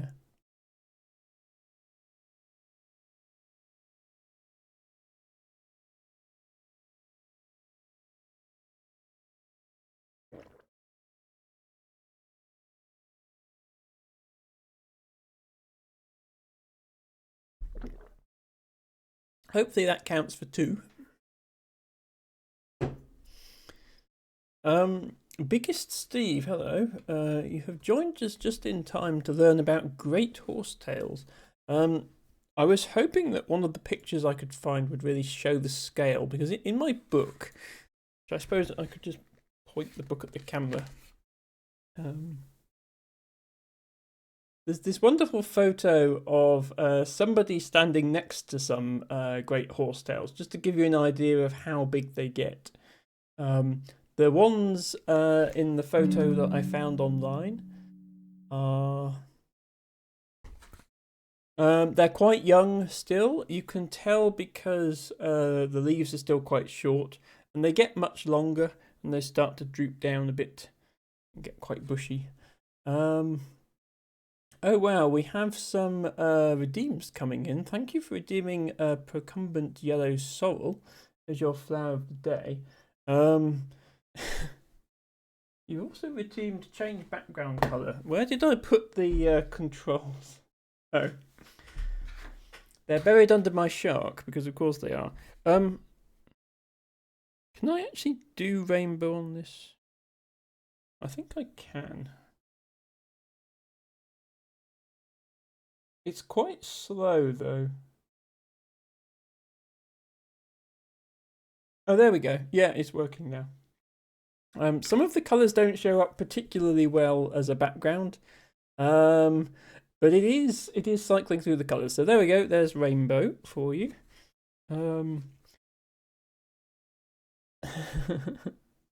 Yes, there is also the fact that the stream is the stream is happening. I'm here. I exist in the present doing the stream, but for some reason it's taking a minute for it to filter through to Twitch. So everything is a bit delayed, so I do apologise for that.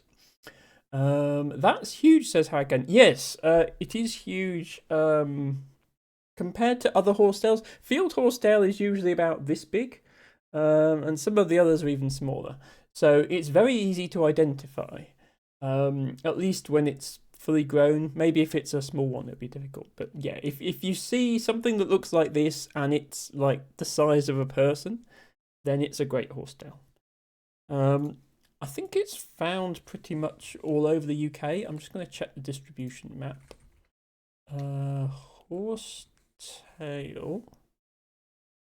Yeah, not in Scotland so much, although a little bit on the Western Isles. Here is the SPI distribution data. So where I live, which is in North Somerset, is actually one of the the better places to see it. I'm not going to point to exactly where I live, but it's roughly in this area here. Seems like it likes the south coast, particularly enjoys the Isle of Wight, as well as this bit of Ireland. Caveat with Irish records, a lot of the more remote areas of Ireland are a little under-recorded. But this county has been systematically surveyed, so it's quite possible there's that many horsetails in other parts. And also Preston, which is random. Like you see a patch on the map and you go, oh, that's limestone, or that's coastal, or that's it likes urban areas. This appears to like specifically Preston, which is interesting. But yeah, those are the places where you are likely to see great horsetail. Big Steve says, I hope everyone is doing well. Well, apart from the issues with the stream, let's put the picture back up. Apart from the issues with the stream and being generally worn out after this week and not being sure which game to play, and many other things that are going on in my life. Apart from that, I'm okay. LT Bago says, doing good, learning about plants and numbered hexagons. Who is teaching you about numbered hexagons, T Bago? Because I am also a fan of hexagons. They are the bestigons, remember. Are you watching someone play Dwarf Romantic? Because that involves hexagons with numbers on them. Anyway, I will just put this book back quickly.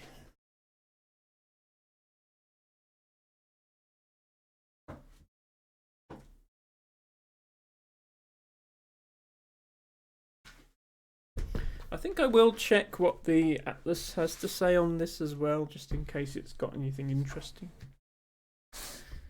It's just slightly tedious to look things up in the atlas because it's so big.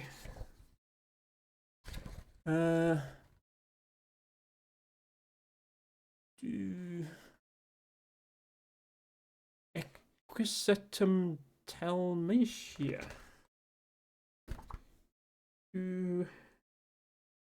I'm sure it's in here. It is in here, but it's in the other book. Of course, it's in the other book. Ow.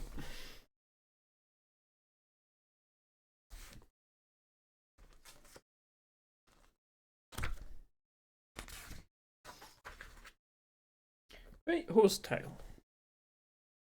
A robust, deciduous, colony-forming horsetail of base-rich clay soils in sites with spring lines, permanent seepages, and open flushes. I'm not sure I want to live somewhere with permanent seepages. Especially in areas where porous rocks are interbedded with clays. It prefers open habitats and is particularly frequent on eroding sea and river cliffs, but also grows on roadsides and railway embankments. The species has apparently become more frequent in inland parts of southeastern England in the last 100 years. And also elsewhere, presumably due to more systematic recording, especially in Ireland. But localized losses have occurred due to drainage and improvement of wetlands. So yeah, it looks like in the long term there's no overall increase or decline, which is good to see something that's not threatened. But it is still very important to conserve wetland habitats, of course, which we are not good at doing in Somerset. Somerset, I think possibly does the worst management of its wetland habitats anywhere in the country. And as a result, we have almost none left. Certainly we have no coastal wetlands. We built nuclear power stations on a good chunk of them. We built a port on another chunk. And it's one of the ports where the UK imports cars. So besides the port itself, another big area of wetland was concreted over and used as basically a giant mile-long parking lot, which is depressing. And we are continuing to destroy the habitat because both the parking lot and the Hinkley Point power station were recently enlarged. I think East Anglia provides a much better example of how to manage wetlands. And then the inland wetlands in Somerset are almost entirely destroyed because of peat extraction, which is now being banned, but the damage is done. They've restored a small area of it as it's a nature reserve, but it's a bird reserve, so it's RSPB reserve. So the focus is on getting wetland birds back, not so much on the plants. So there's no interesting plant species there, really. It's squares today. I got used to hexagons. Oh, you're just referring to Temetsi. Well, Temetsi is a mix of squares, hexagons, and triangles, and sometimes even other shapes.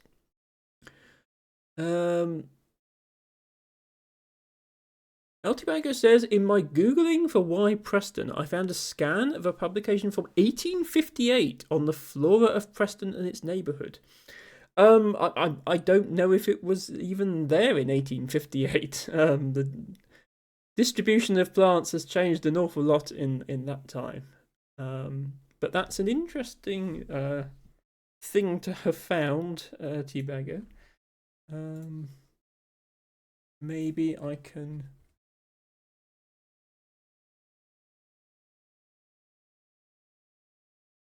Aha. On the Flora of Preston and its Neighbourhood by Mr. Charles Joseph Ashfield. And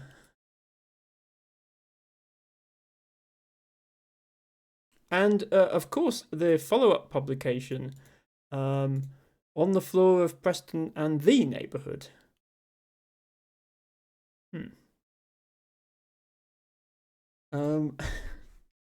Not to turn this into a historical botany stream, but yes, interesting. So nowadays, the way that we do systematic botanical recording is we work in 1 kilometre squares. So on an Ordnance Survey map, Ordnance Survey is a government agency that produces maps in the UK. I bring up, this is an Ordnance Survey map. This is part of North Somerset. And these grid lines are spaced 1 kilometre apart. So what we'll generally do is record everything in each square kilometre. And we'll only give a precise location if something is rare. That was not how it worked back in 1858. For a start, the Ordnance Survey maps did exist, but they were all in imperial measurements, so they weren't 1 kilometre squares. But also in the days before GPS, it was very difficult, even with a small scale map like this, to actually get a good idea of where precisely you are in the world. So it looks to me like Mr. Ashfield is just reporting on the floor of Preston as a whole, like the entire city area, which is a little more vague and does make it difficult to compare that data to the modern day. He's also done what a lot of botanists at the time did, and what, to be honest, a lot of academics continue to do, which is only write the Latin names. So if you're not familiar with Latin names, I do think it's a bit of a barrier to accessibility for new people who are new to botany, people whose native language is not English. You might think, well, why does it matter if it's Latin? Latin is easier to work with for people whose native language is European. So I think that there is definitely a Eurocentric bias to the continued use of Latin names in scientific fields, especially botany, but also, anything else that has a binomial naming system. For example, Veronica here. This line means that these are all Veronicas, so these are all speedwells. Veronica Beckabunga, which is a great name for a plant, Beckabunga. That's brook lime, very common in brooks and ditches throughout the district. And I do wonder, can you search this? Okay, it is searchable, which is nice. Let's see if they found horsetails or not. So, equisetum, this is horsetail. Telmatia would be... Oh, that's... Horsetails are the very last thing that they describe in this document, which is interesting. But no, so these are our various horsetails. This one is field horsetail. This is the Latin name, which T-Bagger did put in chat earlier. That's the Latin name of great horsetail. That's not on the list. So this person, in classifying the botany of Preston in 1858, did not see field great horsetail. So it's increased a lot. This was still in print as of 2023, it seems. Are you sure, T-Bagger? Interesting. But then there is this. On the Floor of Preston and the Neighbourhood, Part 2 by Mr. Charles Joseph Ashfield. Yes, he went round again to see if he missed anything. Unfortunately, nothing about horsetails in this one. I mean, there will be plants that are now completely absent from that area, and possibly even extinct in the UK. Because the landscape has changed so much. We've lost 98% of our wildflower meadows in that time. We've lost many other habitats. So thank you for linking this to me, T-Bagger. I might have a read through it off stream and see exactly what is in here. It's on Amazon. Yeah, I don't want to buy a printed copy. Not when I already have a digital searchable copy, which is strictly superior to a paper book. However nostalgic you may want to be. Anyway, that's probably enough of that. Great horsetail, everybody. We shall now return to our gameplay.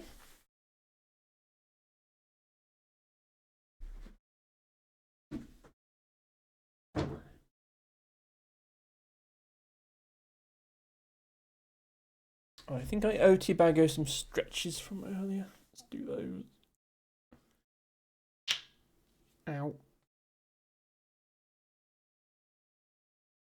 I don't think the rainbow effect on this is very good at... It tends to jump from one colour to another rather than cycling through them smoothly.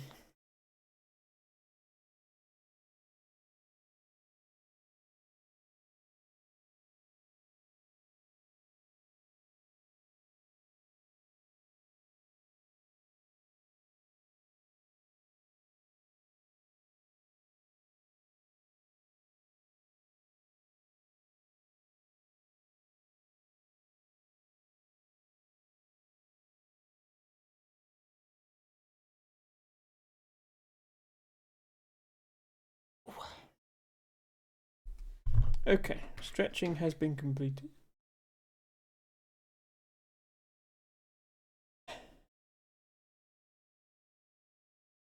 Oh, this is the one that only works in... I keep forgetting.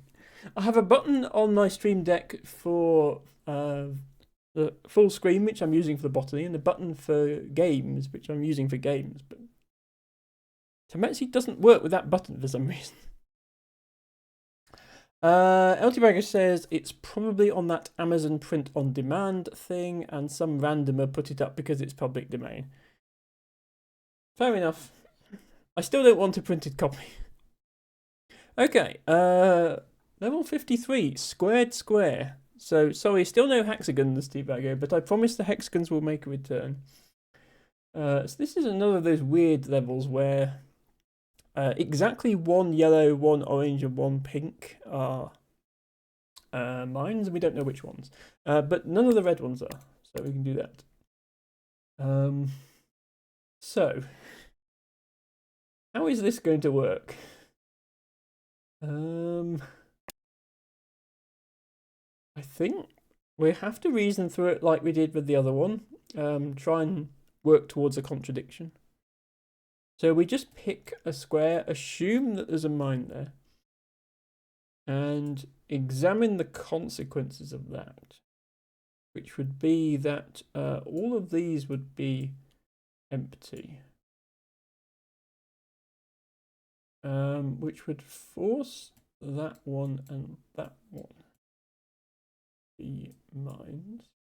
I mean, that would work, but it's not necessarily the only solution. So let's see if we can find one that definitely doesn't work. Let's try that one being a mine. So now that's empty, that's empty, that's empty, that's empty, that's empty, and that's empty. That forces... that just says one of those and one of those. That's an unsatisfying option. What about this one? That means none of those ones. That means it would have to be this yellow, which would mean neither of those yellows. Ah, right, there we go. Okay. We finally found a configuration that breaks something. Putting a mine in this top left corner means that none of the ones surrounding this one can have a mine in, which means it's wrong. And that, no. Why does it have to be a question mark? Why can't it be something useful?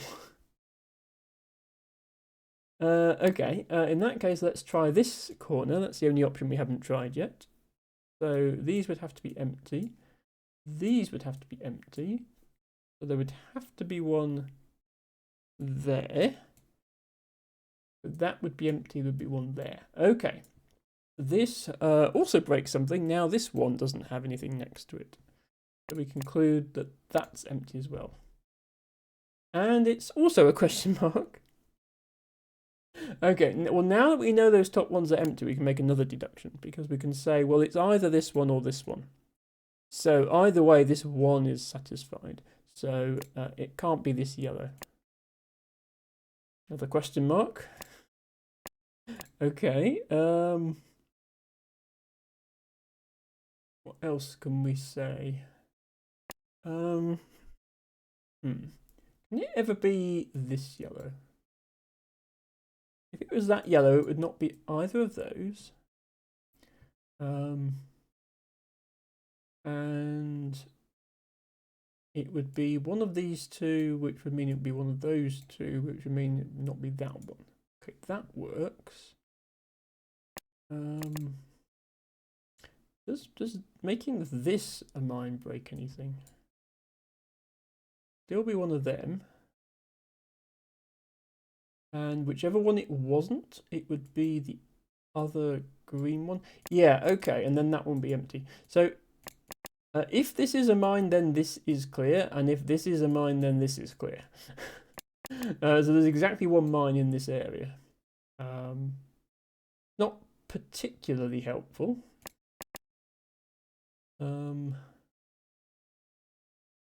Because all that's basically telling us is there's one here, and then there's either one here or one here. So if this is a mine, there's one here, and this is empty. And if this is a mine, then there's one here, and this is empty.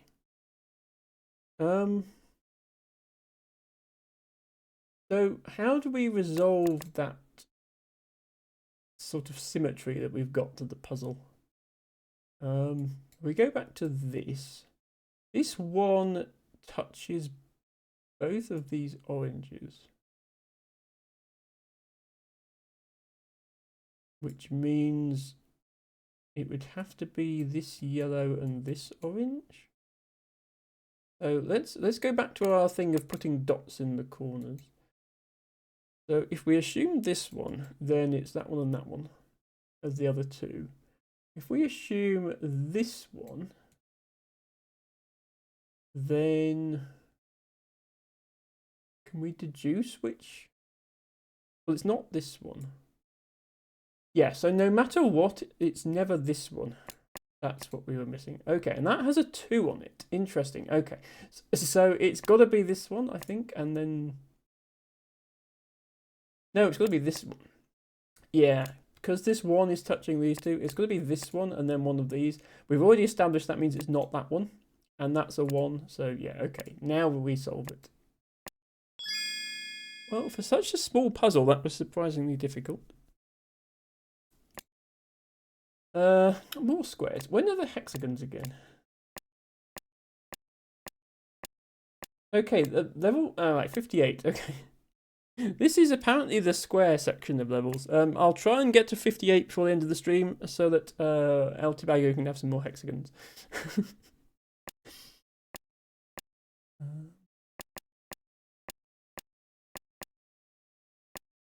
Okay, fairly easy start to this one. Doesn't mean it will continue to be easy. In fact, yeah, this is just entirely mines, which is interesting.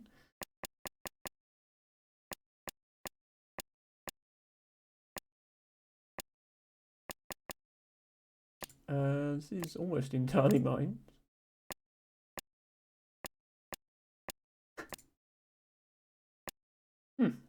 Yeah, like now it gets a lot harder because nothing is actually forced here. So there's got to be one there, which means there's one there, which means there's one there.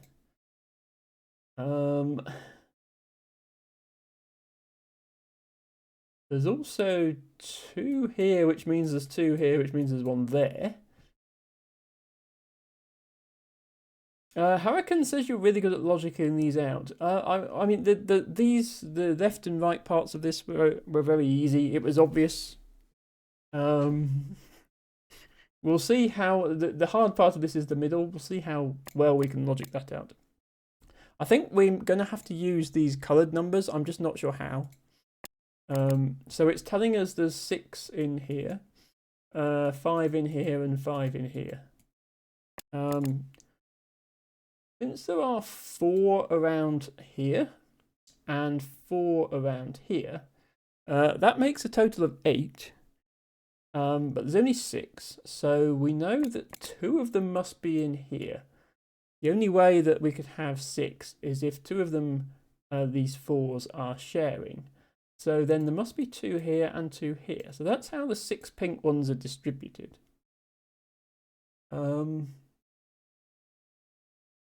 And for the blues, we have a 3 and a 3, and there are 5 in total. So that means there must be 1 in the middle and 2 each side. That's the only way to get 5.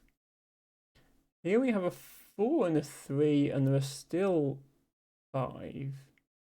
So now there must be 2 in the middle, 2 there, and 1 there. Okay. That doesn't actually allow us to, you know, place any, clear any cells or place any mines anywhere. But it does look pretty. Maybe I should say this is an art stream and just start drawing things.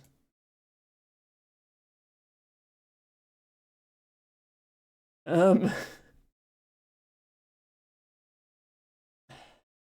if we, the coloured numbers add up to 16, so there are 6 mines that are not in any coloured cell. Out of the 12 grey cells, 6 of them have something in. Not sure I see how to tell which 6.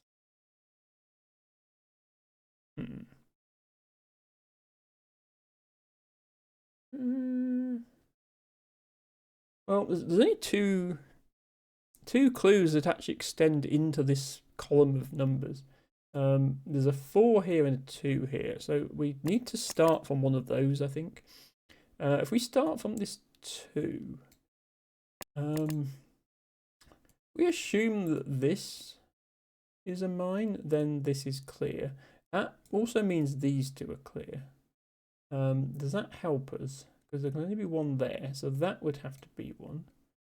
And there'd be 1 there and 1 there, so that one would be clear. And there's 2 here, so that and that would be forced, which means that would be clear. The problem is this is all hypothetical, it just assumes that there's 1 here. So if I reach a contradiction, that's very helpful, but if I don't reach a contradiction, I haven't actually proved anything. So there's just 1 here now. We don't know which one. And there's 1 here, which we already knew. And we know there's 1 there, which means there's 2 there, which means there's 1 there. Yeah, this isn't really going anywhere, is it?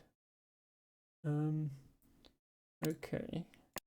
We assume the opposite. If we assume there's 1 here, does that lead to anything interesting? There's 1 there. There. I think this is actually even less interesting than the first option, because it just means there's 1 there and then 1 there.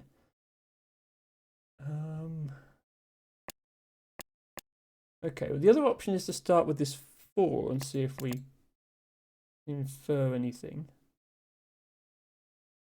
If we were to say that this one is empty and go based on that, that forces mines into all of these locations. So that would be empty. There'd be 1 here, so that would be empty. So that would be forced. There's only 1 in here. but it could be any one of the three. No, it couldn't be this one. If it was that one, then that 3 would be broken. Must be one of these two and this one. So actually not that one. Okay, so this is forced. And then one there. That doesn't work either. Okay.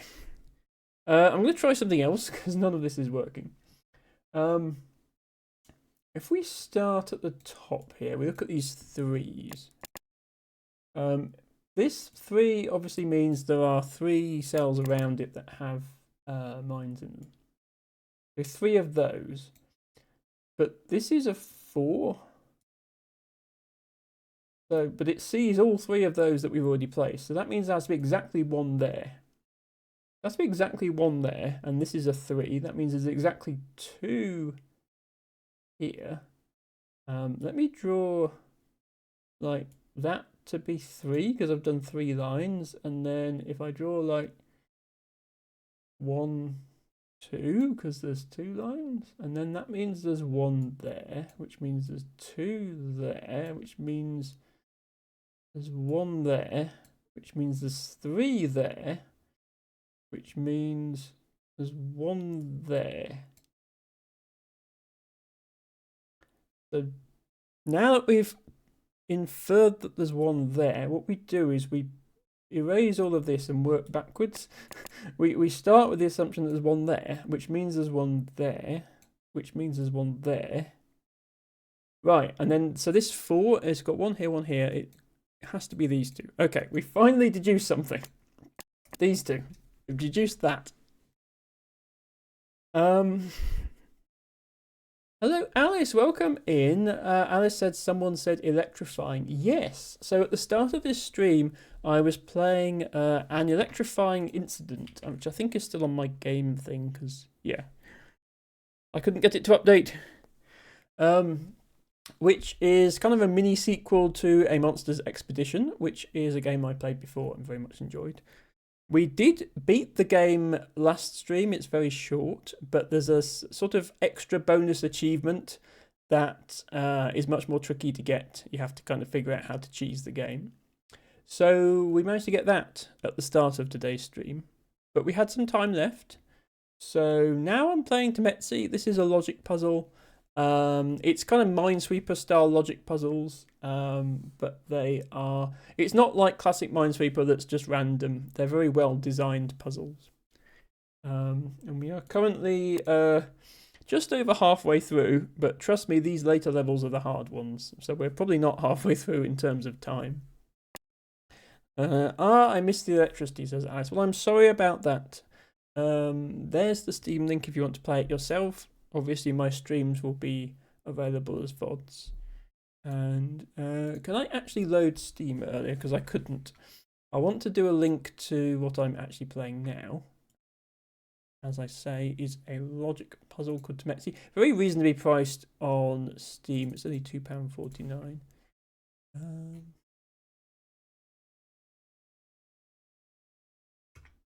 Just quickly drop that in chat as well.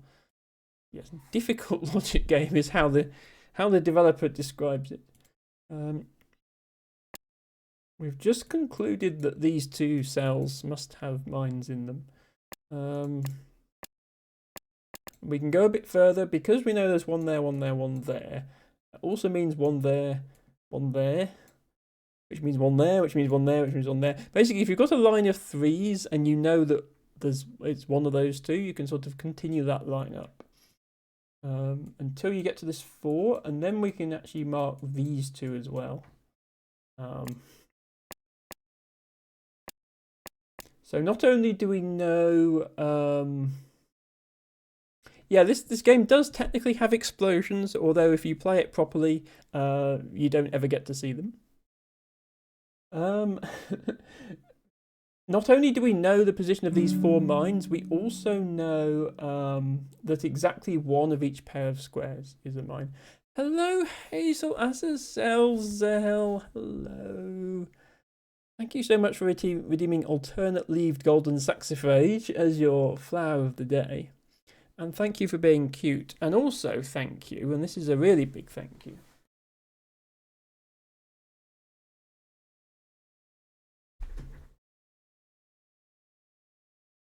for this. This is not only an incredibly cute axolotl plushie, it is a unique, one of one, cannot be bought anywhere because it was handmade by the one and only Hazel Azazelzo herself.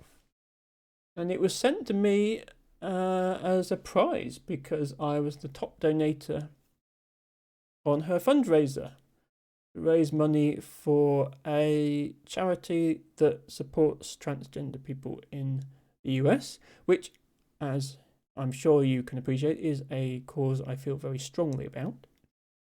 I love this little guy. I love the stardust fabric that he's made of. He's purple, which obviously is Emma colour. I already have a postcard framed from Best Hazel Azazelzo. I now have a second Hazel postcard. Where did I put it? Where is my Hazel postcard? Emma is so disorganised, it's unbelievable.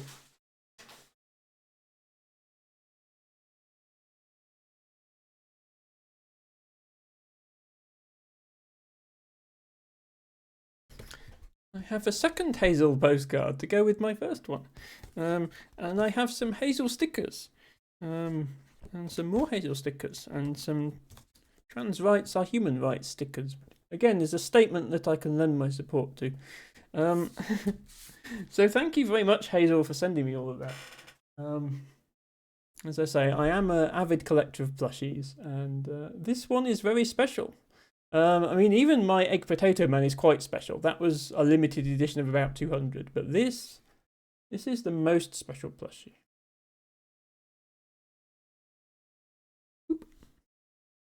Thank you for doing that shout out to Hazel. Yes, please go follow Hazel. She is amazing.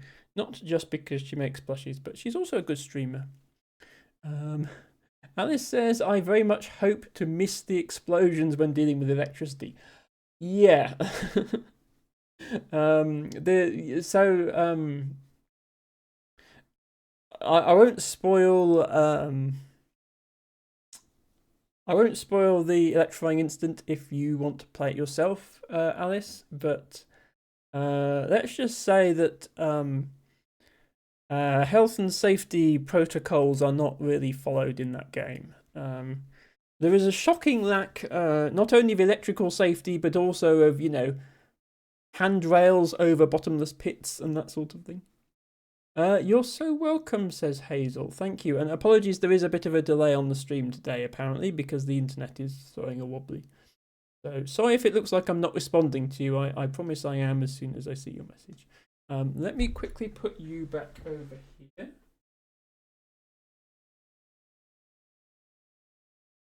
Like, Blow High is lovely, but Blow High is available at IKEA, and anyone can have a Blow High.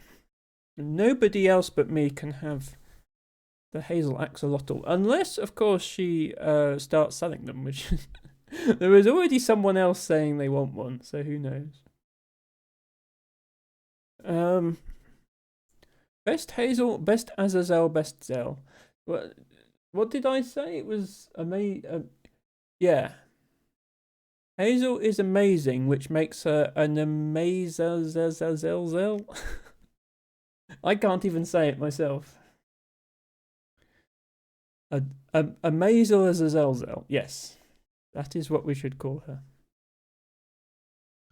No pressure if you're not a Minecraft or cardboard junk person, but did you open the cubies? Oh, I didn't open them yet. No, I almost didn't realise that they were in there.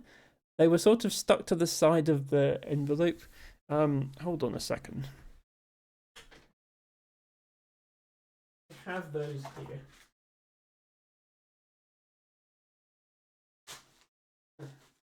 What did I do with them? Hang on, I'll be back in a second. Hello, hi. Keep them entertained.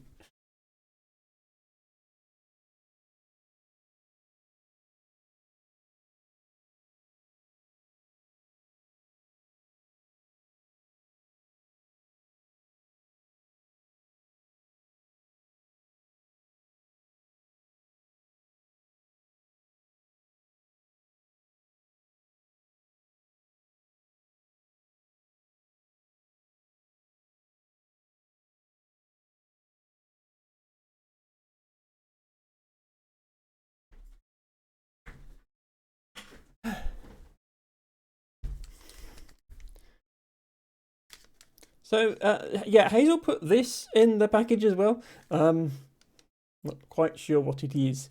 But I was intrigued by having read the label on the back. It appears to have been originally sold in a branch of Woolworths in New Zealand. So I don't know how it made its way from New Zealand to Hazel, who is in America. But and it was made in China, so it's already done quite the global. It's been to 4 continents. Really, I need to find a friend in South America and send it to them. So I don't know. I'm tempted to keep it, and next time I have to send someone something, I'll slip it in there so it can continue its journey. Ellis says, I would really love if I can get one. I love that axolotl. Ah, well, no, you see, you have to be there in the Hazel streams, and you have to donate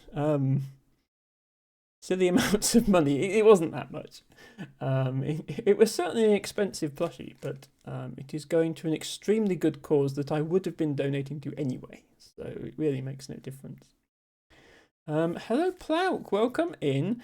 Minecraft QBs. I am not sponsored by Microsoft or IKEA. I am sponsored by Hazel Azazelzel, though. You should definitely follow Hazel Azazelzel. I will warn you, they would not be cheap. It's an intensive process. Yeah, this is the thing. It was all made by hand by Hazel on her stream, so I really don't want everybody to look at the plushie and immediately go, I want one. I would like people to look at it and go, ooh, I should follow Hazel, and then maybe one day I might be able to have one. Hazel says that's an amazing thought. Send it to as many continents as possible. Well, assuming Hazel, did you get it from a friend who lives in New Zealand, or did you get it from someone else? I'm just trying to figure out how much of a journey it's already been on. Anyway, let us return to our logic puzzles. Oh, you were in New Zealand. Oh my god, yes, I completely forgot that, Hazel. Sorry, I am a massive idiot. Yes, you were in New Zealand. So, yes, it made that leg of the journey with you. That makes sense now.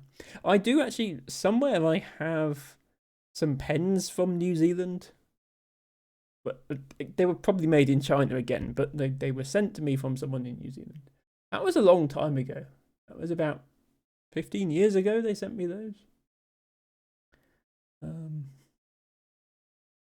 I don't know many people in New Zealand, but then I suppose it's a small country compared to other places.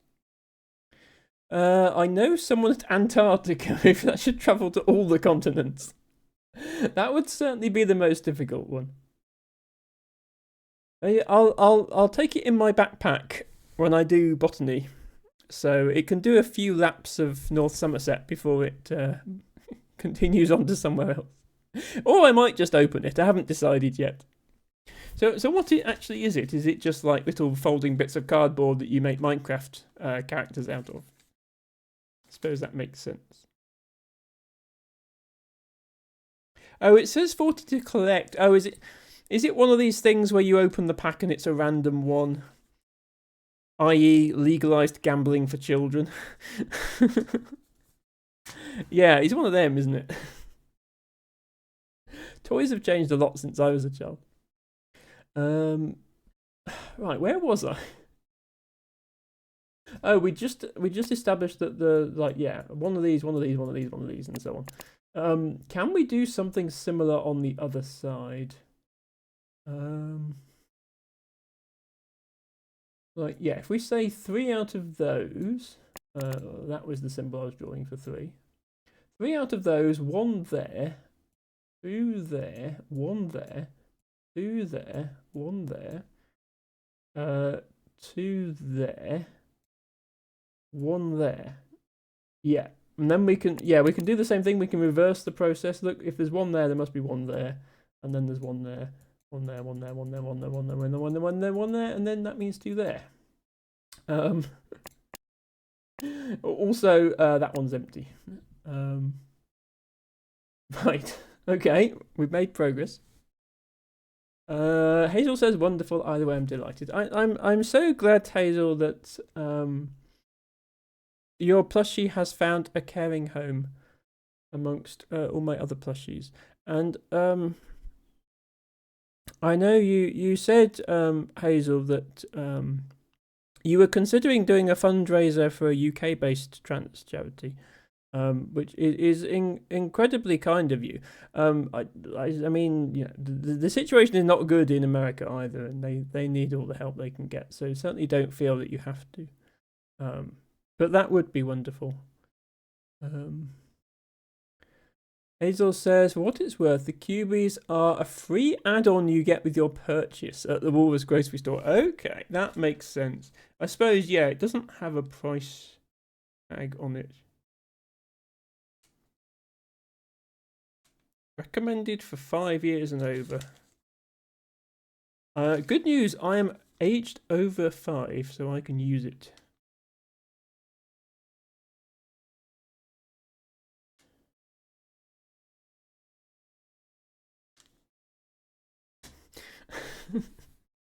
Oh,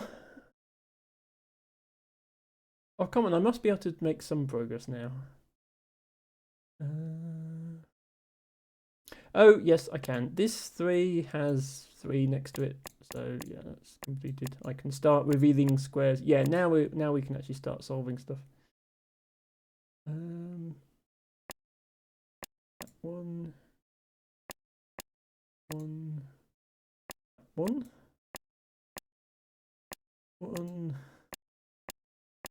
Okay, so yeah, like a lot of the puzzles in this game, it was sort of easy up to a point, and then there was a very hard sort of hump to get over to solve the rest of it. Right, here we can say that there's only 1 mine remaining, so it must be in the middle. And then we're done. Right, more squares, unfortunately. Emergency 2, this is called. I'm guessing there was another one called Emergency. Oh yeah, emergency. That was Emergency 1. Now we have the bigger, upgraded version of that level.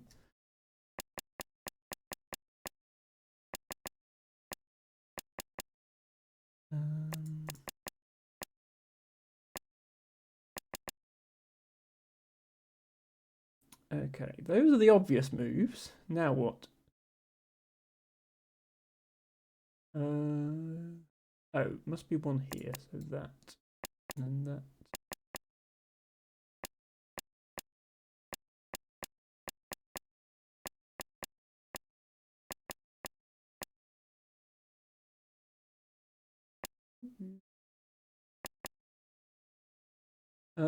So 1, 2, 3. Oh, that made me jump then. Hang on, why is that a mine? 1, what? 1, 2, 3. They're not there. 3. They're not. Oh no! Stupid Emma. I can't count. 1, 2, 3. That's not 3. That's 4. Stupid. Okay, I'm gonna reset that one to try and get it without making an error because we're so near the start of it. LT Bagger says if there is some form of chicken jockey in the cubies, it could have vastly increased in value recently. Yeah, I think this is from. It's certainly from before the release of the movie. But whether they knew at the time that chicken jockey, I don't know. Yeah, thanks for that, Harry. Okay, it won't take me long to get back to where we were.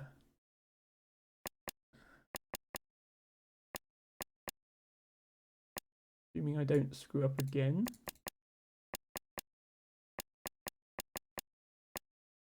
And this time I'll try actually counting. So 1 there. 1. Therefore, 1. And there can only be 1 here, therefore there. So that's 3. So these 2 are empty. Is what I was trying to do.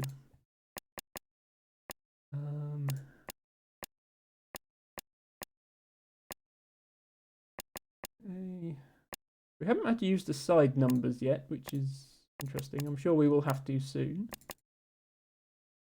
1, 2, 3.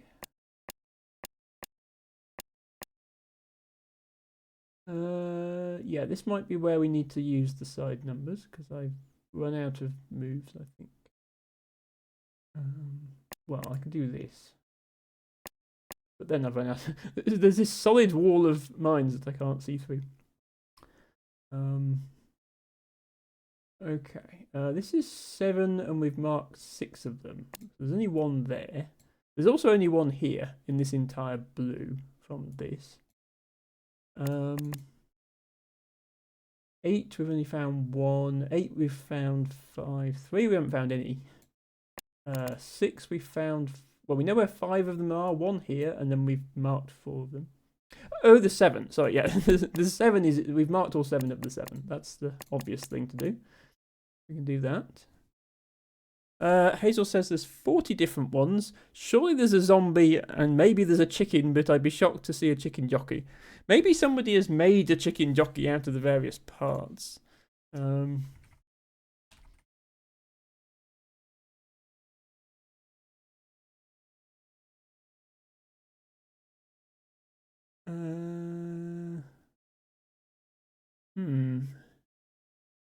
Okay, I can't see that anyone's made a chicken jockey out of QBs. I'm disappointed by the internet. Oh,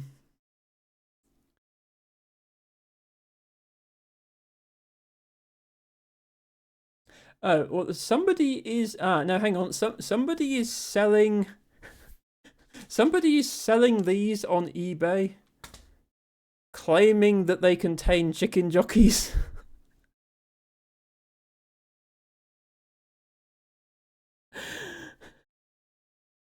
For 60 Australian dollars, you can buy 200 unopened packs, or for 10 Australian dollars, you can buy 11 packs, which the seller claims contain chicken jockeys.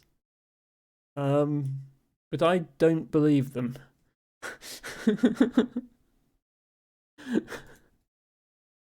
Oh right, there's not even a chicken. That's true. There's not even a chicken, so making chicken jockey would be difficult. And also, this seller should be reported for scamming.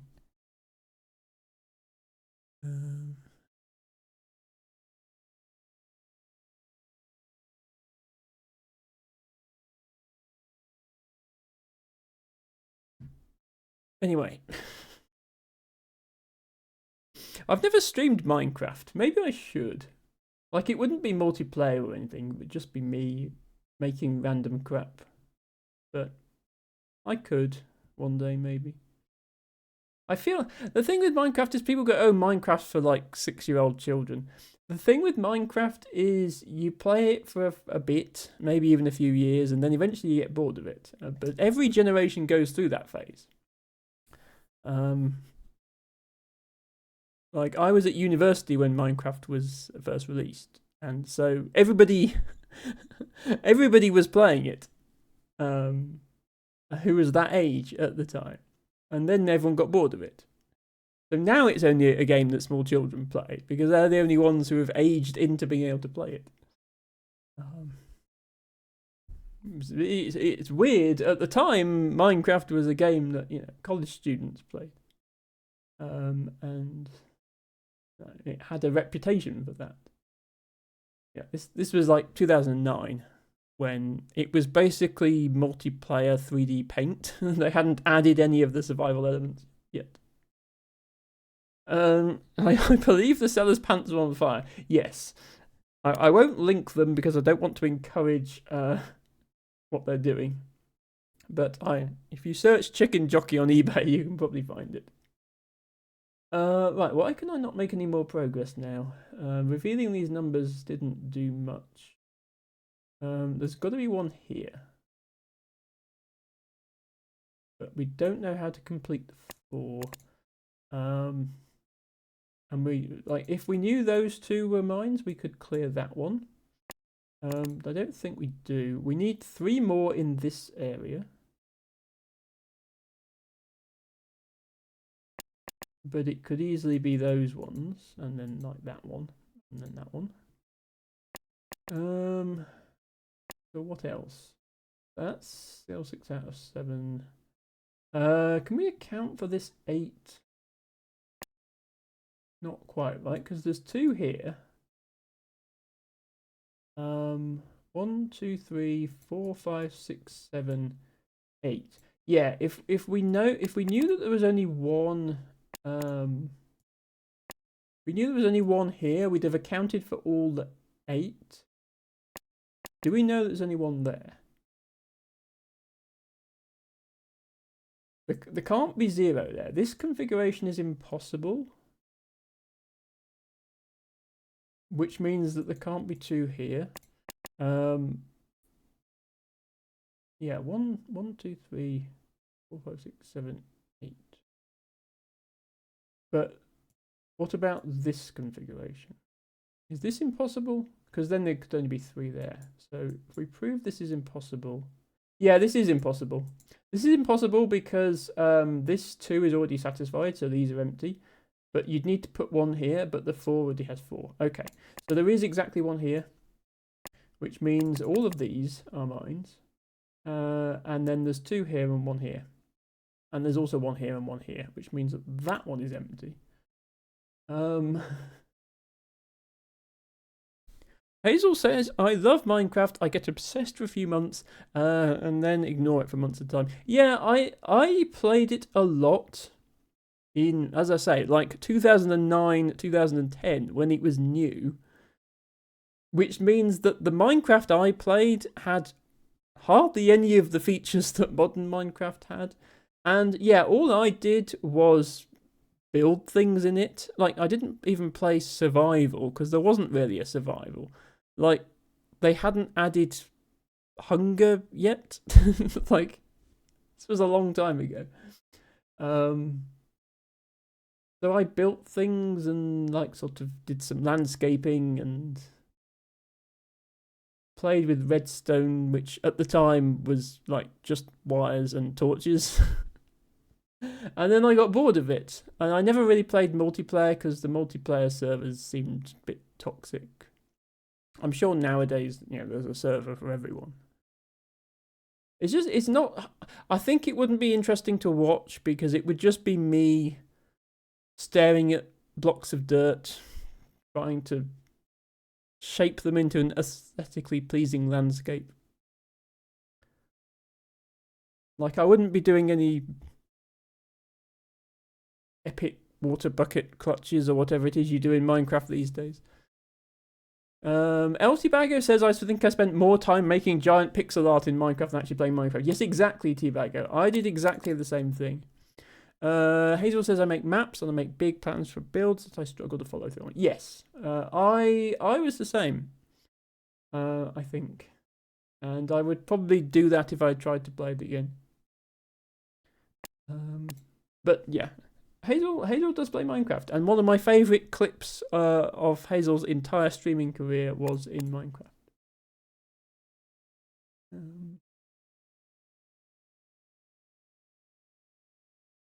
Oh, come on, game. Now what do I do? We're going to put 1 next to this 3. Yeah, all we know is there's 1 there, 1 there, 1 there, don't we? And until we know whether it's the red one or not, we can't infer anything more from that. Oh,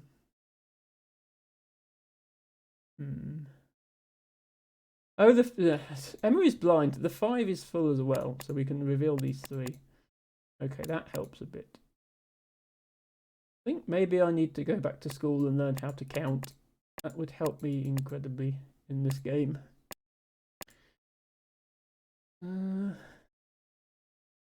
Okay.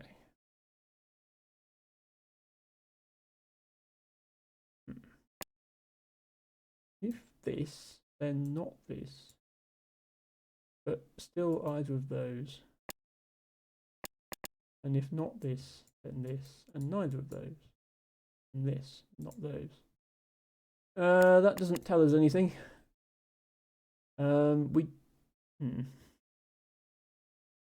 No, that doesn't tell us anything. That didn't help.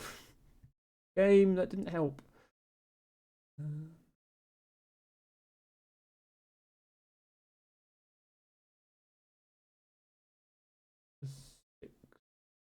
Oh, we might be able to use the 6 now. 1, 2, 3, 4, 5, 6. Yes. These are empty.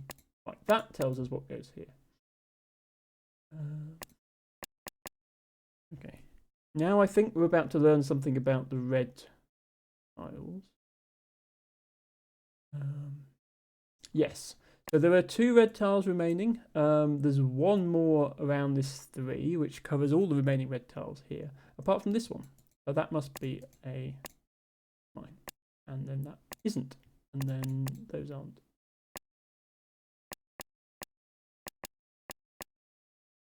Now we can do stuff.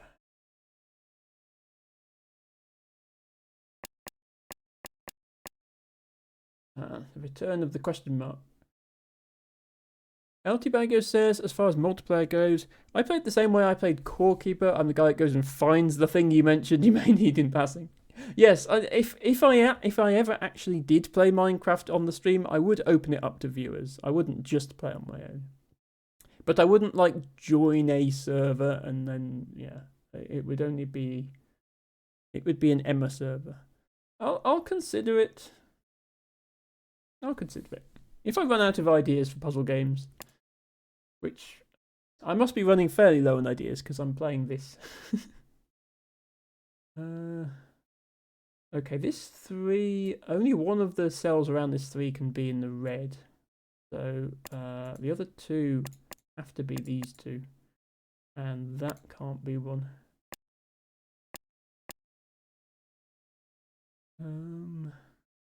There's 1 here. Which means there's only 1 here, which means that's 1, that's not 1. There's 1 here, which means there's 1 here.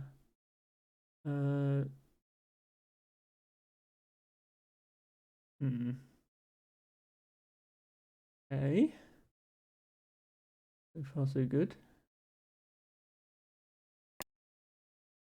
There's 1 there, there's 1 there. There's also 1 here and 1 here.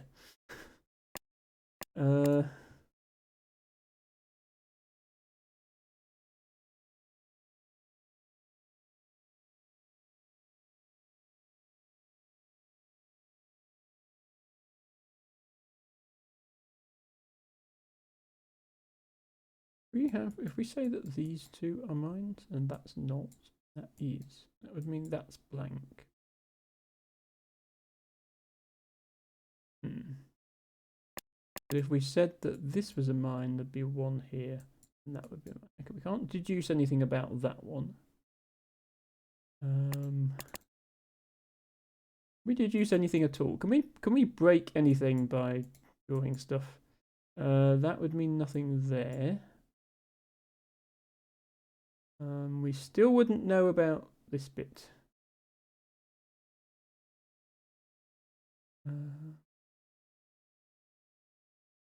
Okay. And the other alternative is there's 1 here. And then there'd be 1 there, and then there'd be 1 here. We wouldn't. Yeah, how are we supposed to resolve this part? I suppose it'll tell us number of mines left at the end, probably, and that will be how we resolve it.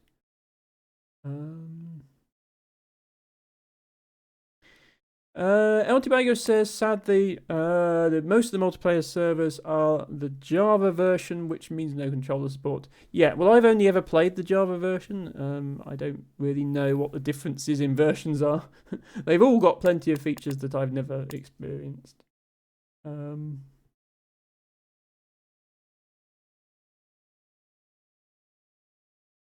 mean, surely, I'm sure it's possible to write programs in Java that support controllers, and Microsoft acquired Minecraft for like $1 billion or something. Like, how? Surely it's within the realm of possibility to add a feature like that. 1, 2, 3, 4, 5, 6. Ah, right, okay. There can only be 1 here. So that 2 needs 1 here to complete it. Okay, this is how we make progress. There's only 1 left in the blue. It's got to be there. So we clear out all the blues. Has to be one here. 1, 2, 3. Okay, we've accounted for 4 of the 5 mines here. There's 3 and then there's 1 there. What about the 8? 1, 2, 3, 4, 5, 6, 7, 8. Okay. So there's 2 here, so there's 1 there. So there's not any there. Or there. Or there. Okay, still only accounted for 4 out of the 5.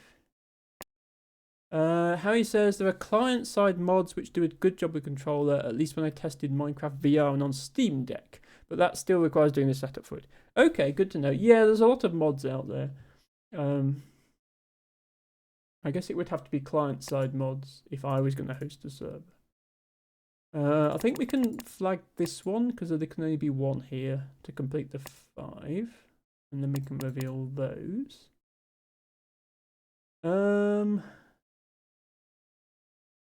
Right, now what?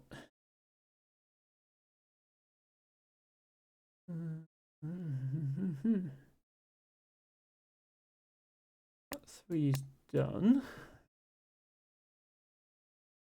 This 3, we've got 2 of the 3. We don't know that it's one of these though, do we?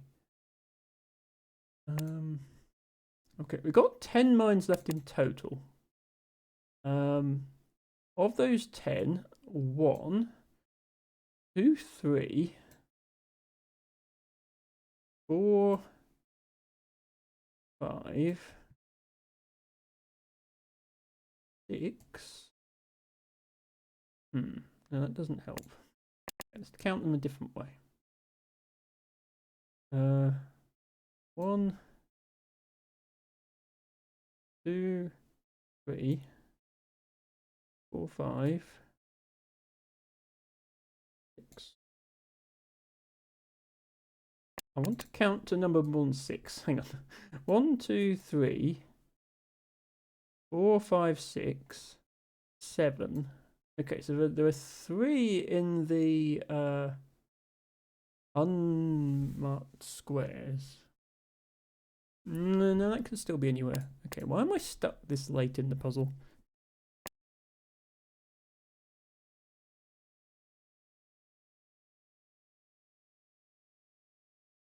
Something about the interaction of this 4 and this 2.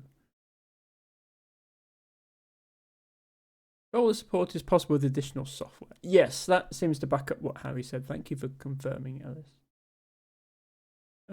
I guess, yeah, there must be 1 here. At least 1 there. If there was exactly 1 there, we could clear these cells. Can we rule out there being 2 here? That would force this. It would clear those cells, which would force this. Which would force this, which would clear those cells, and that. 1, 2, 3, 4, 5, 6, 7, 8. Yeah, no, that would still work. Sorry, I'm more stuck than I thought I would be here. We might have to resort to making dots. There's 1 there, there's not 1 there. And there's 1 here. Yeah, that implies 1 there, always. 1 here implies 1 here.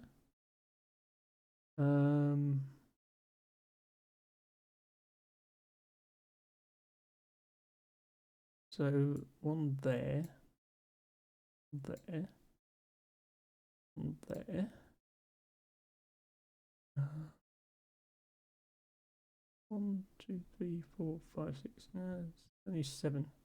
I don't know why I'm struggling this so much. If anyone sees the answer, please do tell me, and I will feel stupid for a bit.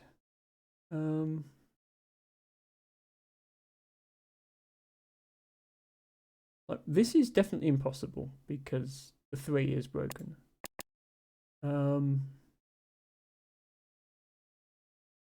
This is impossible because the 4 is broken.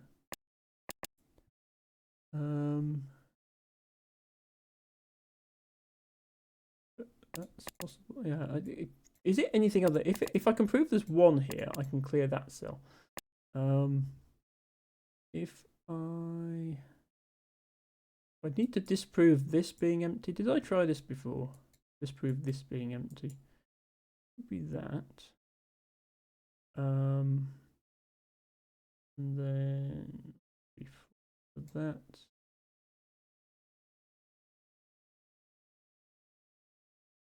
2, 3, 4, 5, 6, 7,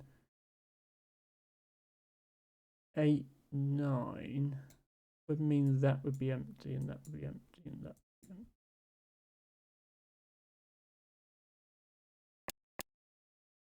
be empty. Maybe I'm just tired, but I can't see how to progress this level.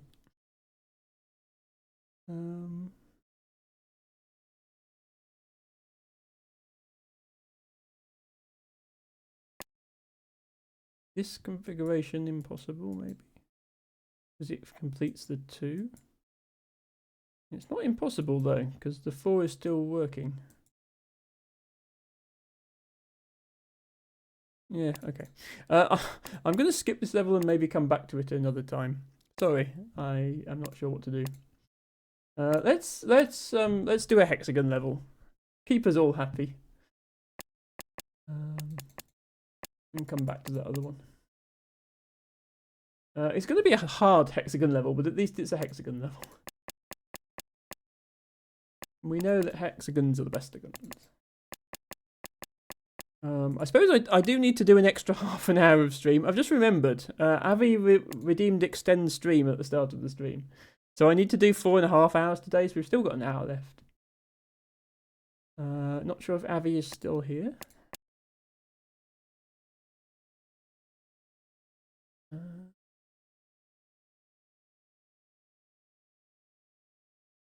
Okay.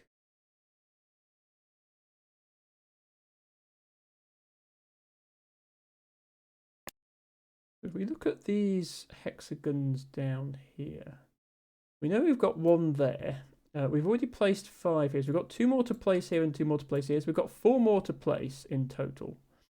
If we assume that this is a mine, then at least one of them has to be here. 2 of them have to be here. And one of them has to be here. That's 4. So we have 4 mines left to place, and we've placed 4 mines. So everything we haven't marked must be clear. That's how we progress that.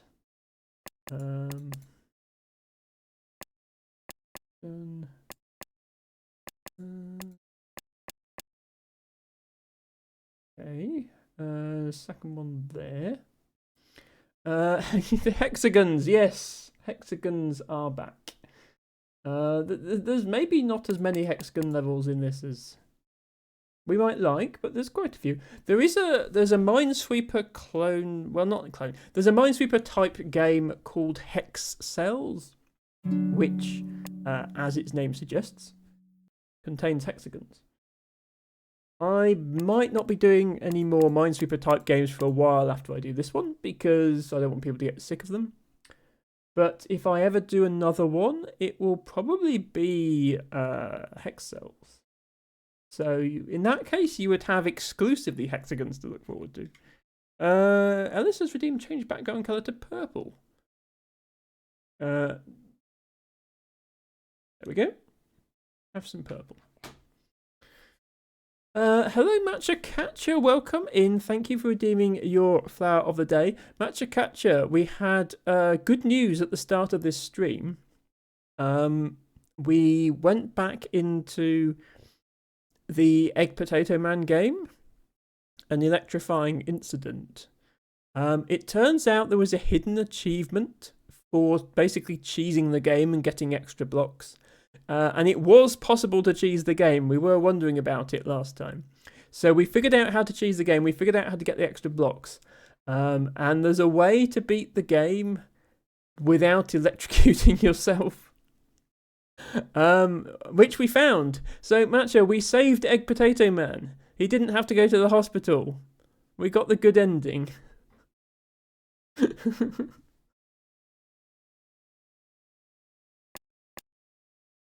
How do we proceed with this? But yeah, that only took an hour and a half, so we are doing some more stuff now. 1, 2, 3, 4, 5. Once I caught a fish alive.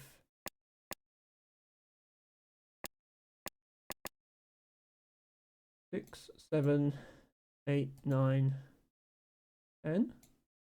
And I let it go again.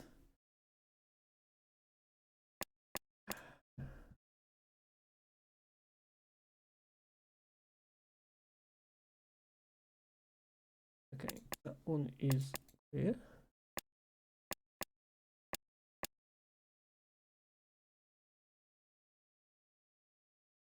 Well, we've done half of it. Magic Catcher says, which puzzle did you get the extra cube from? So you actually need multiple extra cubes in order to beat it. I mean, feel free to watch the VOD back for the first hour and a half of this stream.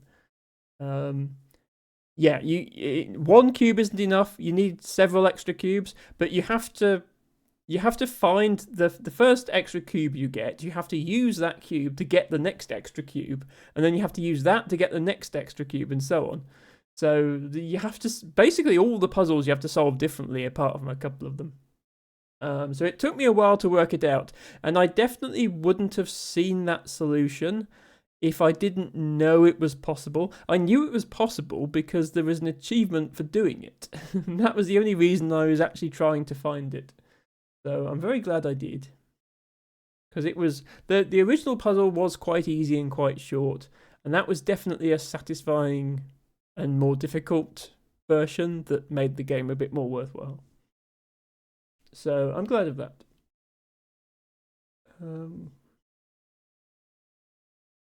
Speaking of more difficult games, I think this is complete now. Yeah, 1, 2, 3, 4. So I can do this.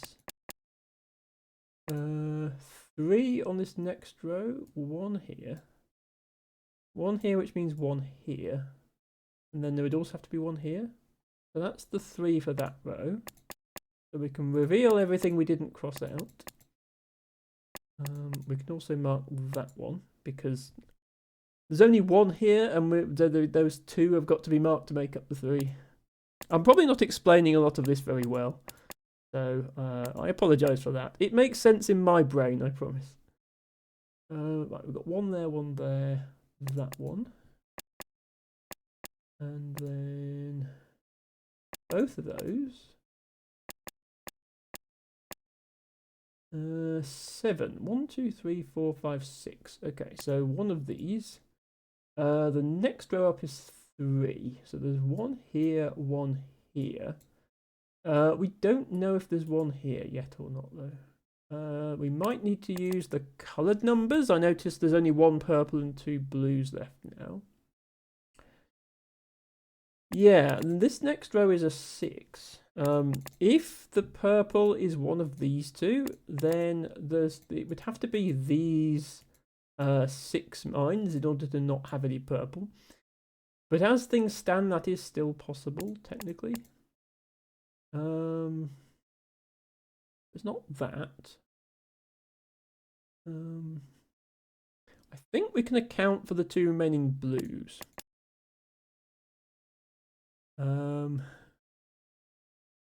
Alice says from which puzzle they came from is difficult to answer because all the cubes got mixed up very well. Yes. There's a level where you have to sacrifice a cube to solve it, and if you get a cube in there from a different level, you don't have to sacrifice the cube anymore. So basically, you enter with 1 extra cube and you leave with 2 extra cubes. So it's stuff like that. Like there's a way to get an extra cube, but you already have to have an extra cube to get the extra cube. So then you have to find where do you get the first extra cube from.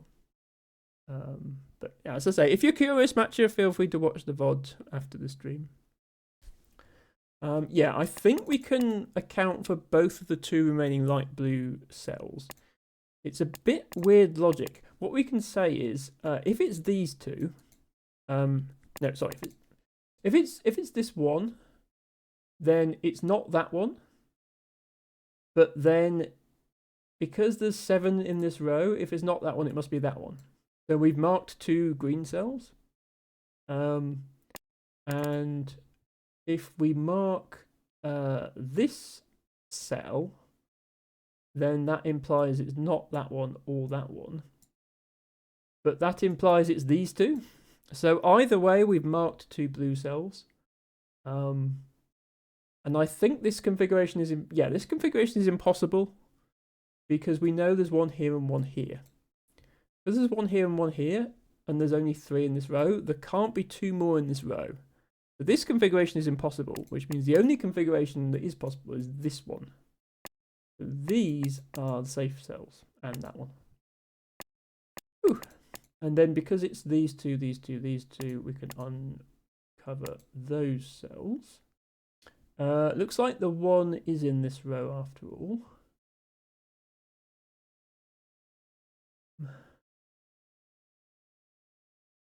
So yeah, what we know now is that, and that.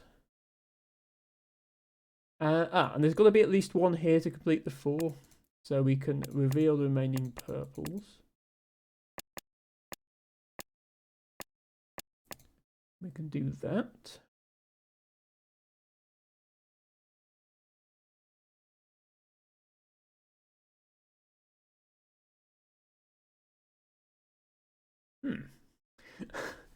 Then we can get stuck, get very confused. This 2, we actually know where one of those 2 is already. It's there.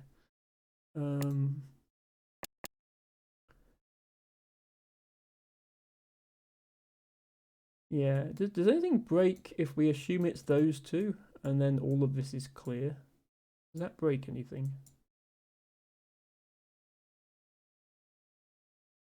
Ah, it does break something. Okay, yeah, it breaks something because there's only one purple left and we just tried to put mines in both the purples. So actually it's the opposite configuration from that one, which is this. And that accounts for the 2 cells up here, so we uncover the rest.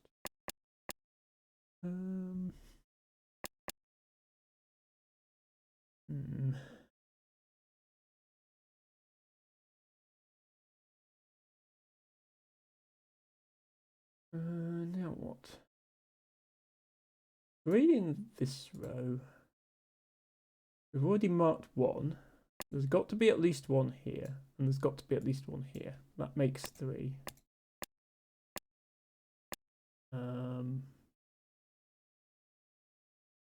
And then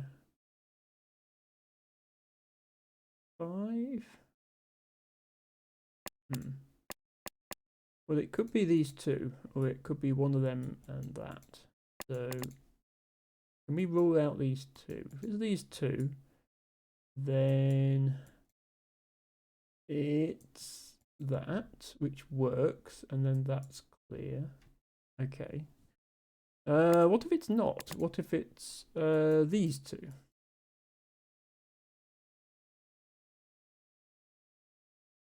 That leads to that solution, which also works, but puts 1 in here. Okay, and what about this configuration? That also works. Right, hang on. Was there anything that I didn't... was there anything that was in the same state in all 3 of those possibilities? I might have to go through the possibilities again. So I'll put dots in the different corners of the hexagons to show the different possibilities. This was the first possibility. And that left this one filled. Option 2 is these 2, which leaves that one empty. That one is filled in. That one is empty. That one is empty. That one is filled in. That was empty. Option 3 was this one empty and these 2 filled in. Oh, that also meant here. That means that. So these 2 filled in again means that one empty, that one filled. Which means that one is filled and that one is empty and that one is filled. Okay.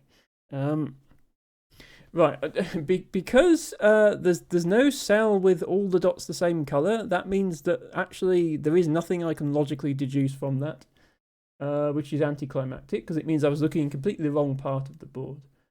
Do I need to count the number of cells? 1, 2, 3, 4, 5. 1, 2, 3, 4, 5. 1, 2, 3, 4, 5. Okay. No matter what, I'm always placing 5 mines up here. So this top part has got 5 in it, which means that these 3 cells have got 3 between them. There's 1 here, there's 1 here. Right, so there's got to be 1 here, because that's the only way we end up with 3. Okay. How does that help? It doesn't. Hmm.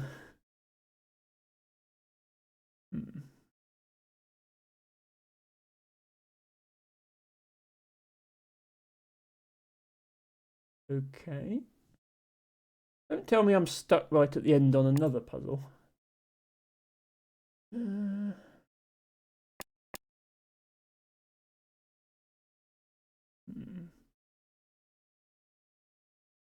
Once again, if anyone sees the solution, do let me know. Can we deduce that?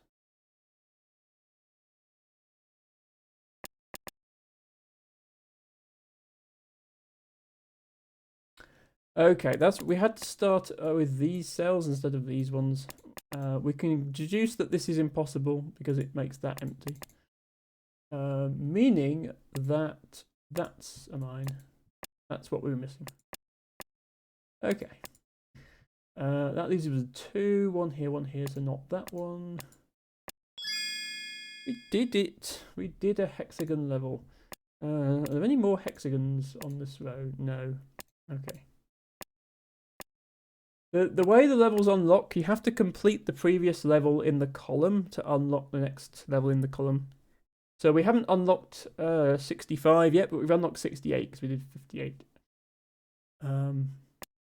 Let's do another hexagon level. Here we are.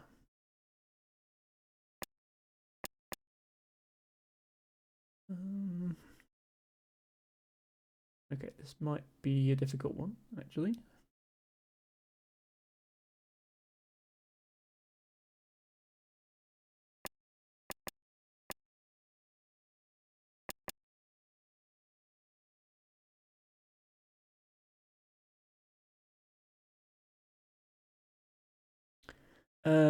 Okay.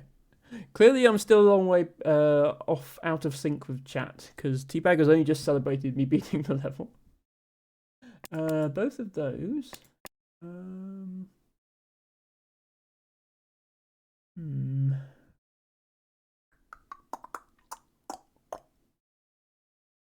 Okay, let's think about it. There's at least one here. At most one here, at least one here. But we knew that anyway.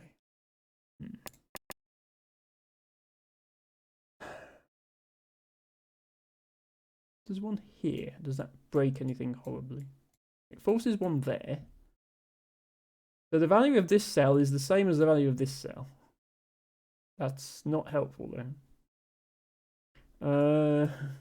Same thing applies here. Maybe actually this... If we say that this 3 consists of these 2 and one other, that might break something. That does break something. Okay, that breaks this 2. So this 3 actually consists of these 2 cells and one of these. So one of those implies one of those, implies one of those. You remember when I had a square grid? And I had a row of 3 clues with 2 columns of unrevealed tiles on either side. And I was like, well, if any of them have only 1 mine in, that implies the whole column has only 1 mine in. As long as there's 3s, you can keep going. This is the equivalent to that with hexagons. As long as there's 2s in the line, the fact there's 1 here means there's 1 here, which means there's 1 here, which means there's 1 here, which forces there to be 1 there.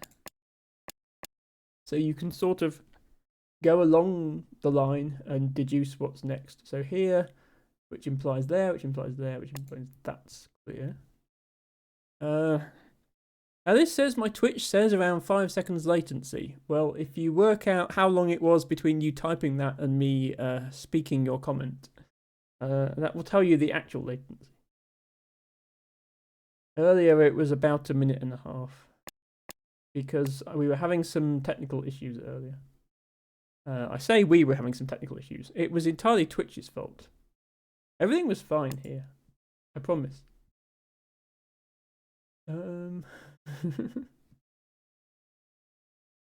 Okay, that's 3. No, can't do that yet. That's a 4, so just all of them. I've seen that.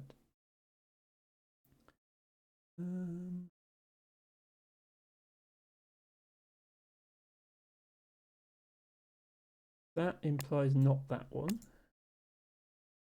That implies that one, which implies not that one.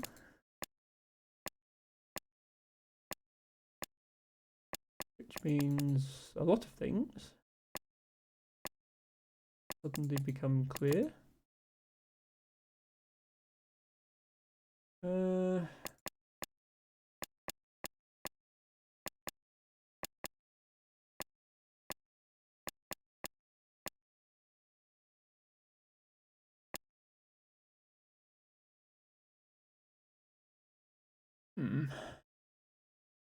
It's time for our friends, the side numbers. 3 in this row. We've already got 3 in this row. So we can clear that row. It was around 30 seconds. Okay, it's not quite as bad as it was. I will see if I can do anything to improve the situation for future streams, but the answer might be no. Bago has a question for Emma. What exactly is time? Time is a herb often used in cooking. Oh no, sorry, that type of time. T-Bagger, you distracted me. You made me. That doesn't count. I was distracted by T-Bagger's question. Ellis says that time is a social construct. No, you're thinking of gender.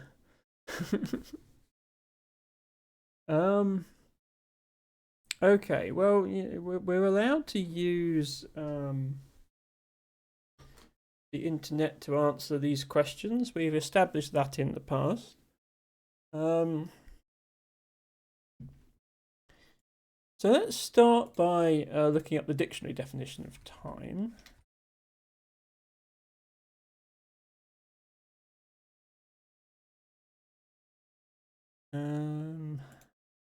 Not to be confused with time, the plant. The indefinite continued progress of existence and events in the past, present, and future regarded as a whole. The personification of time typically is an old man with a scythe and hourglass. The continued progress of existence is affecting people and things.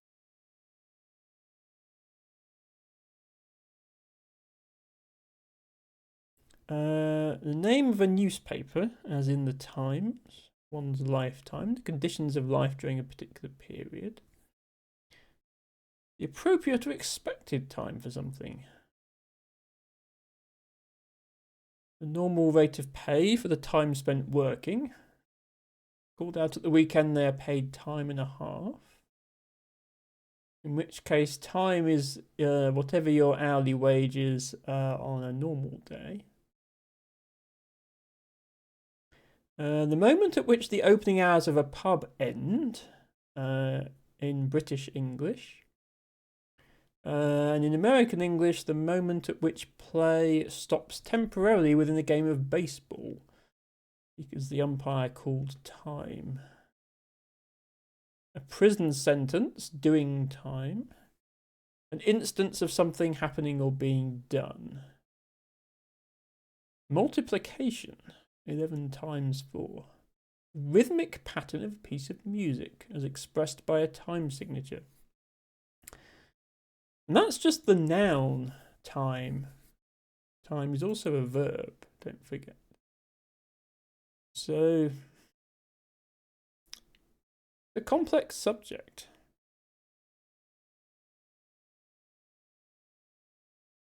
I'm going to say that time is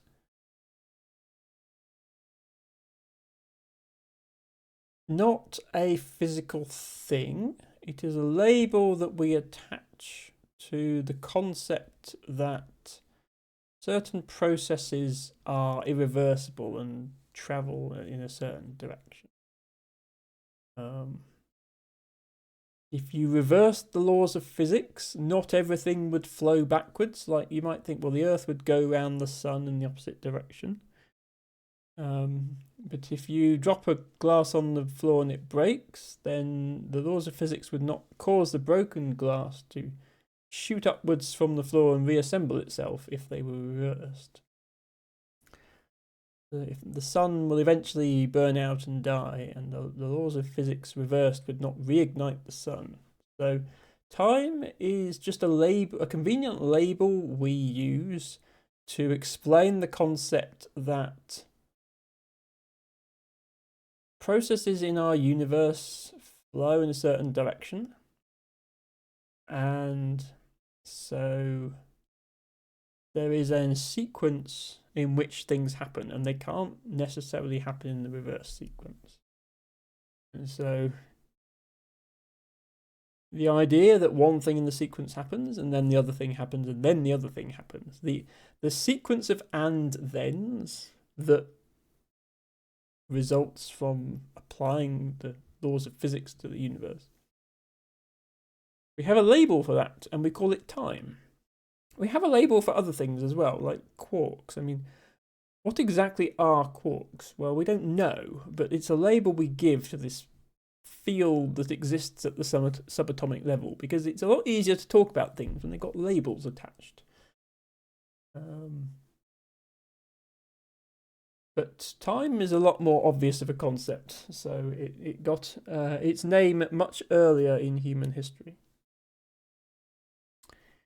But it's also a plant. As I say, the botanist answer is that time is a plant. And El Tibago is still 47 seconds behind the stream. Brute Force 242 says, hello to the best Emma ever. Hope you are well. From me, Lana the Panda. Hello, best Brute Force. Hello, best Lana the Panda. Brute Force, don't forget to redeem your flower if you would like one. I'm afraid you can't redeem two, one for you and one for Lana, but you can have one between you.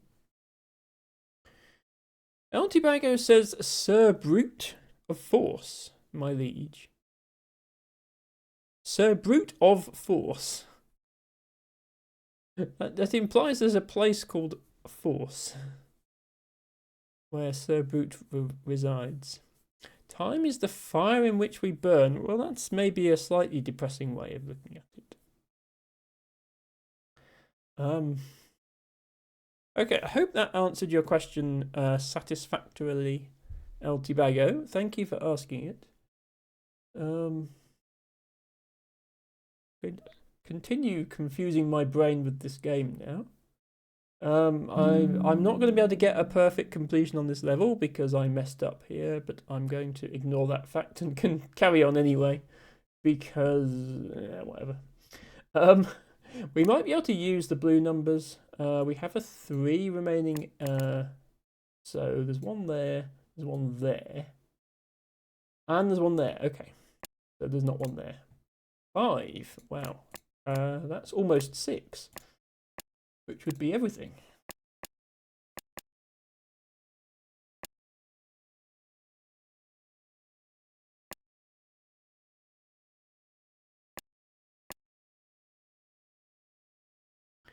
Brute Force, thank you for redeeming Watermint. Watermint, interestingly, is in the same family as Time. You can thank me later. Is there any film which you would say sums up the concept of time in your opinion? I know there's many films. There are many films. Yes, if there's one thing you can say about the film industry, there's a lot of it.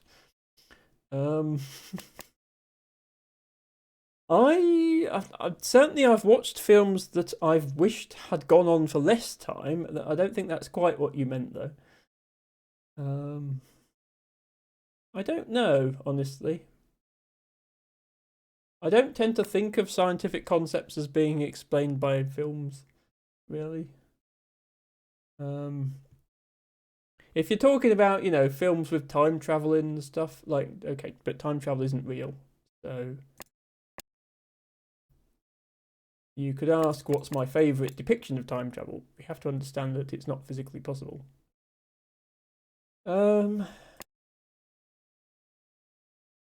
Oh, that 4 is actually done. I didn't see that.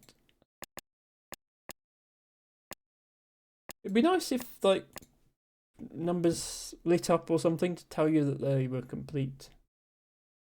Because the edge numbers do, but maybe that would make the game too easy.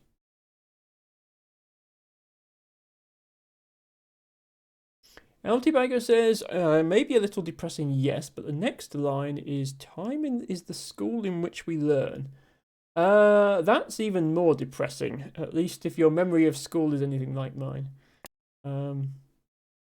Okay, here we can, the idea of being stuck at school your entire life is horrifying. This is impossible because this 2 is now broken, so there has to be 1 here and 1 here. And since there's 1 here, that means there's 1 there as well. I think we're going to have to use the orange number now. So that tells us there's 3 orange ones left. And I can see that 3 orange ones are forced in the locations I've marked. So all other orange cells are safe to reveal. And just like that, I think we solve it. I say just like that. We obviously did make a mistake. 3 grey cells remaining. 1 here, 1 here, 1 here. These, there we go. There are 6s. Those 2 are safe to reveal. They are 6s.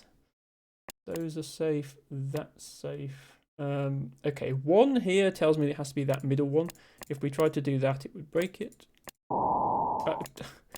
That was me pressing the wrong button. I just explained the logic. Sometimes I get my left and right mouse buttons mixed up. It's alright, I'd already failed the level. Altibago says Interstellar shows that time is not a fixed thing and is relative. Yeah, Interstellar does a good job of portraying some of the more advanced laws of physics in ways that a lot of films don't.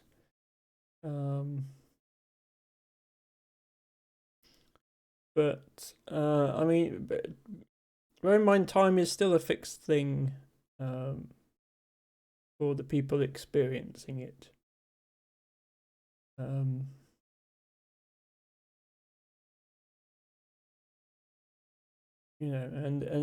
for all practical purposes, if you exist at human scale in the human world,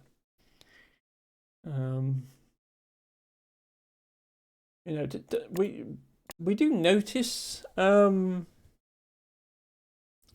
like obviously this is a thing if you're trying to play video games with someone on the other side of the world. It's difficult to play first-person shooters or any game that requires a low ping with someone from Australia because their ping would be too high. And that is dictated by the laws of physics. Not the whole ping time, but a good chunk of it is due to speed of light distance around the Earth. So, the closest we get to the sort of relativity in everyday life is the fact that you can't play Fortnite with someone in Australia without them lagging. But outside of that, it really doesn't affect your lives that much. I mean, it's important for things like GPS satellites. They need to use relativity in their calculations. But the average person doesn't need to know that. The average person just knows phone tells me where I am, and they don't worry about the details of how that's even possible. But I agree, Interstellar is a nice film. Hmm.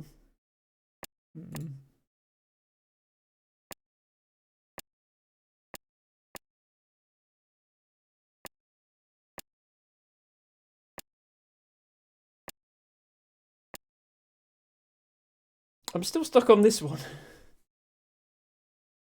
Silly Emma.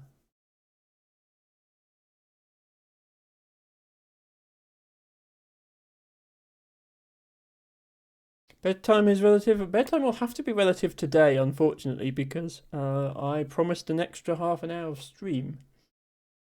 Okay, let's do another level with squares in. It's not going to be hexagons, but it's going to be squares. Okay, 7 around the middle, around this big square. This is a non-diagonally adjacent level, so that means Emma is probably going to do it wrong. But I can immediately see that the 1 has to be there.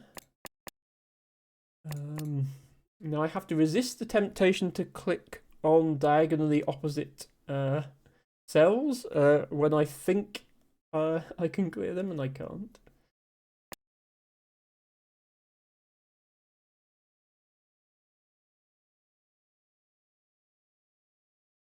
Okay, what else can I do here?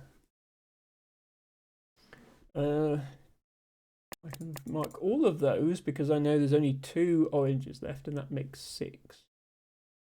Oh, this this is an 8. I probably should have seen that. This is only an 8x8 grid, so that's all of those. That leaves 1 purple, which is going to be in here somewhere. And this says my bedtime is maybe in 6 hours. Okay, I take it you're in North America somewhere then. Yes.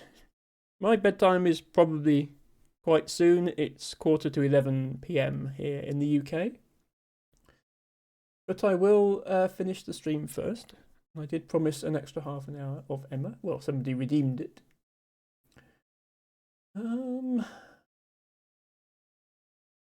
Okay, 6 in this column. So there's only 1 space in this column is another way to look at it. In this, I keep saying column when I mean row. There's also only 1 space here. This 3 is actually done because there's 1 there, so we can clear those. That's forced. 1 and a 2, so that.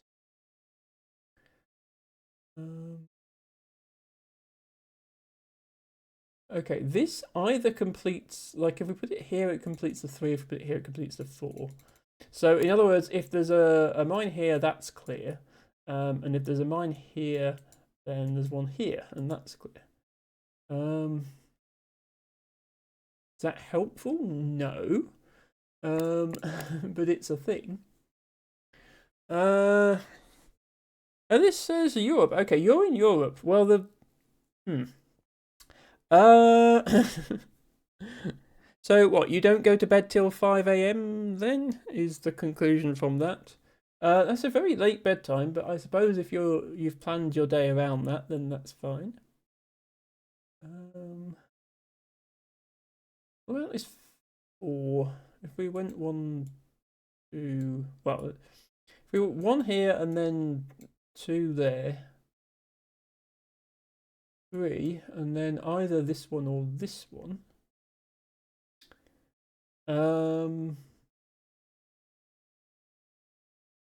Yeah, actually that does work. If we tried to say that it was these 2, then that would only leave all these blues would have to be empty, and that would only leave 3 cells in this 4 column.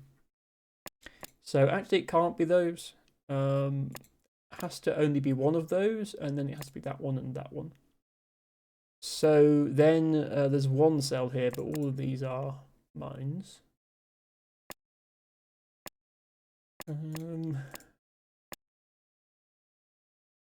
That completes the 6, so that's empty, that's empty.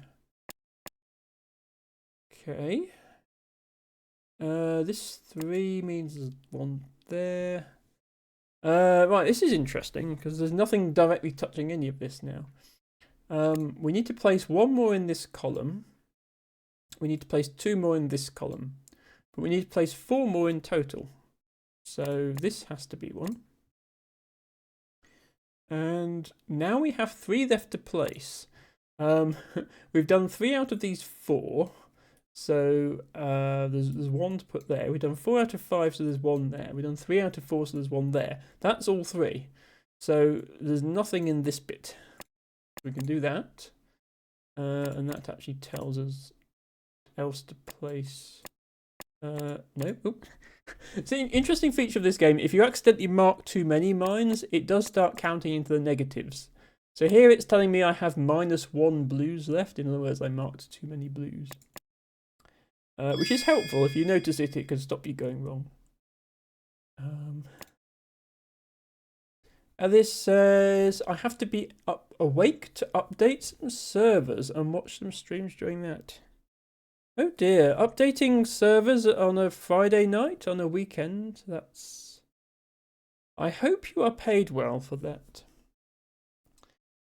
This is an interesting level. Bubblegum Snake is the name of this level, and I can see why. We are back to having adjacent diagonals.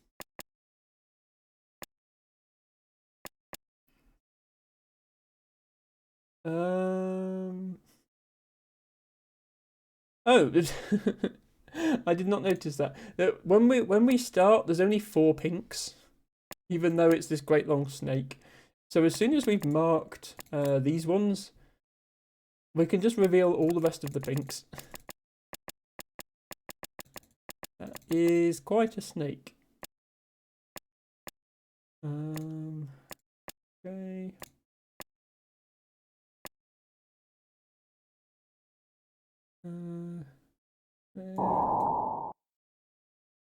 I clicked here, you stupid... I clicked there. Okay, I'm restarting this one because it's so small. That was literally my mouse didn't click on the cell I was pointing to. It was not me using the wrong button. Can we just establish that Emma is bad at games that require aiming and reflexes and stuff like that? And therefore...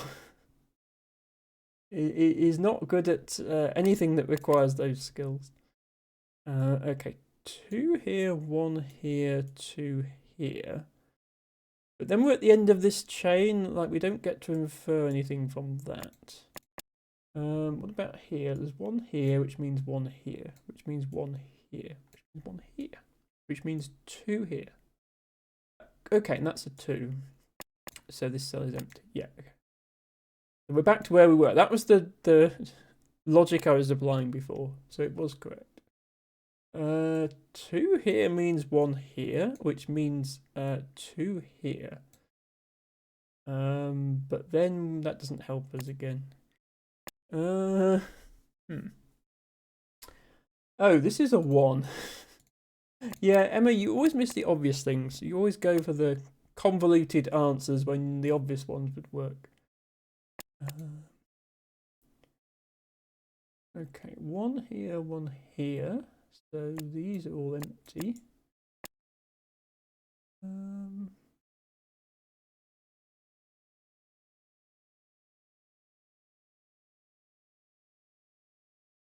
Three there, 4 there means that one is a mine. 2 out of those.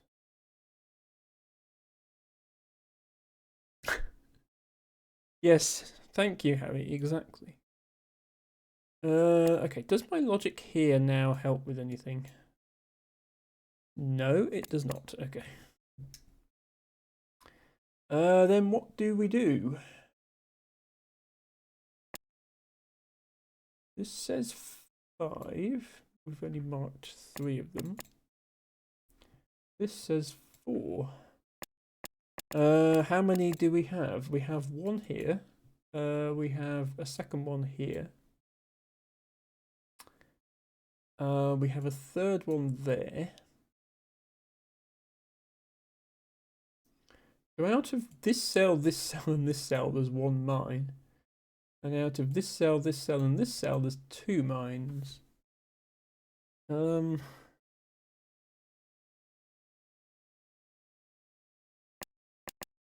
can we restrict where the mines are? Like, if we put 2 here and clear that, does that solve or break anything? Yes, okay. If we assume these ones, then that actually breaks once we do this bit of the deduction. It tells us that this 2 has only got 1 mine round it. So that assertion was incorrect, which means there can only be 1 here. There can't be none here because then there's only 4 in the row. So there's exactly 1 here, which means there's exactly 1 here. This has to be a mine. Now we have 1, 2, 3, 4, and we can conclude that this is empty. Whew. Then we can fill in a lot of stuff.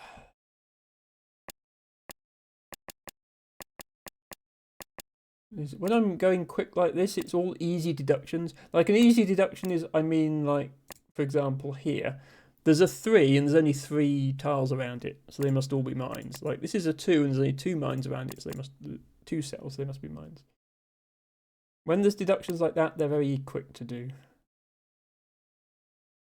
Okay, 1 here, 2 here, we know. 7. Oh, this 3 we can do. Let's just clear that one. 7. 1, 2, 3, 4, 5, 6, 7. Yeah, I think we knew that. 3, 1, 2. Do we know that? Yes, we do know that. Okay, so this is clear. 2 in that row. 6 in the bottom row. Okay, the 6 we can break down as 1, 2, 3, 4, 5. Not necessarily, because this could be satisfied like... No, there has to be... There can't be none here, so there has to be at least 1 here. And it can't be both, because then these would have to be empty. And then that breaks this 3. So there's 1 here, which means there's 1 here. Oh, and there's 1 there as well. Okay. Means that's not 1.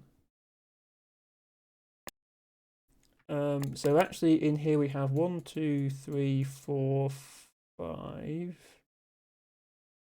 6. So we can clear that cell. We can clear that cell now because 1, 2, 3. 1, 2, 3, 4, 5.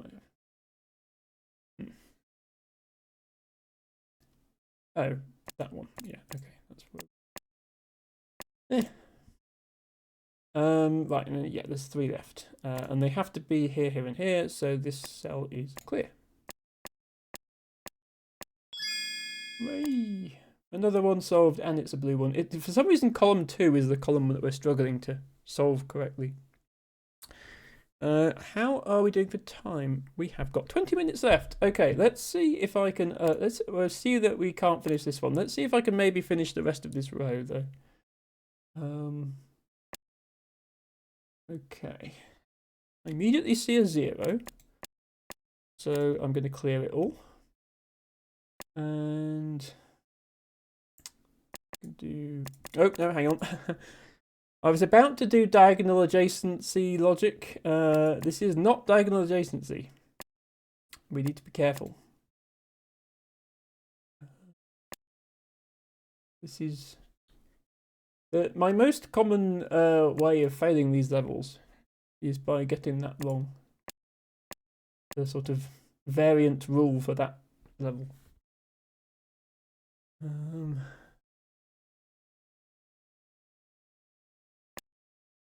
Column is done.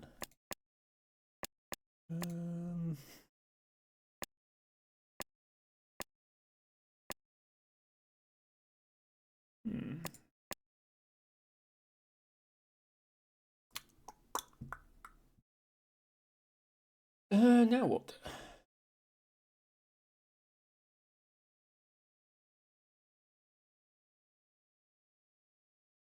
Oh, this 2 and that 1 means that that one and that one. That one coupled with that one means that all of these are safe.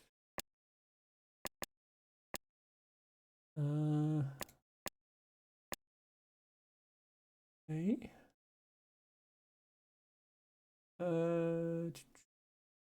Okay, one of these completes the 3.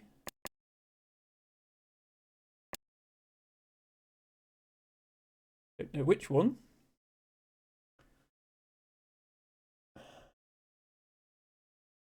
One is now complete.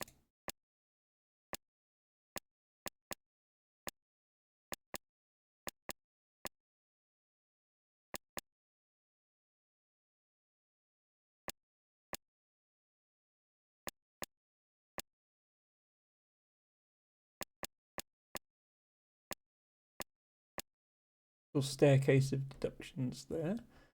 This 5 is done. That 4 is not done. 1, 2, 3, 4, and then only one of these, so that's clear. Okay, that does that. 5 in this row, we need 4 out of those 5. Oh, hang on. Only one red one remaining, only one red cell remaining, so that's definitely a mine.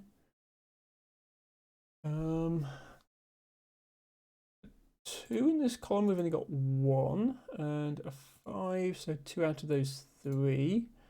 This 4, we've only got 1 here. If we assume that this is a mine, there must be at least 2 more in here. That would still leave 1 in there, though.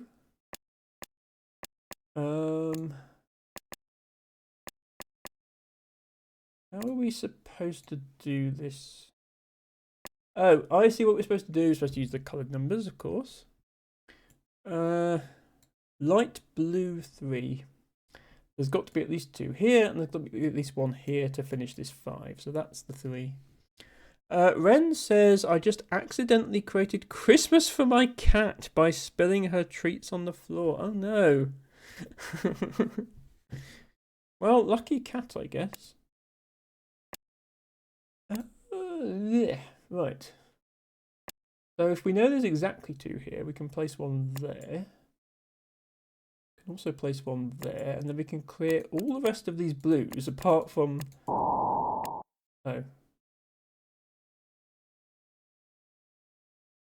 No, we can't. Emma, you idiot!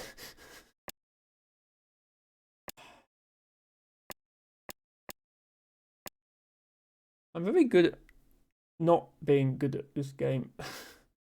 1, 2, 3, 4, 5, 6. Okay, there's 1 more in that column, 1 more in that column. There's nothing here. That column's down. What? 1, 2, 3, 4, 5, 6, 7, 8, and it's labelled 7. Oh, that's not a... Emma, you can't count. Okay, this was a bit of a shambles.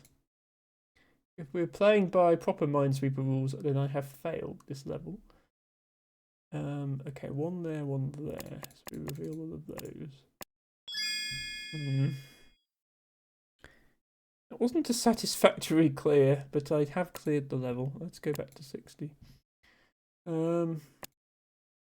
Maybe I will replay levels off stream, just so I can send you a screenshot of a fully completed board, just to prove to you that I can do it.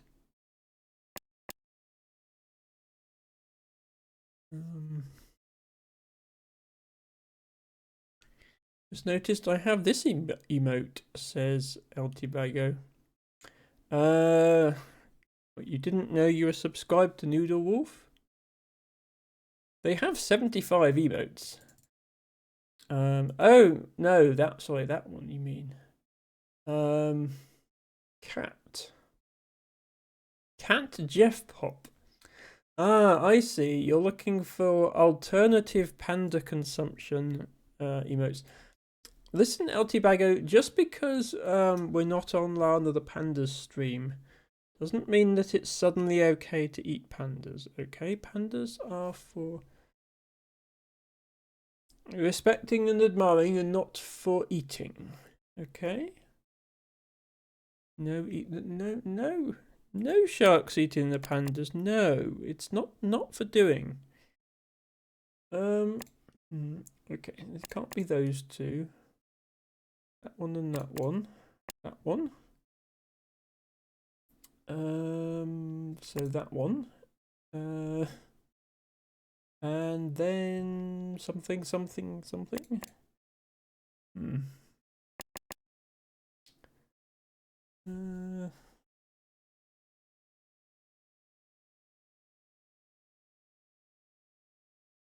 feel like I should be able to make more of a deduction in the middle. Yeah.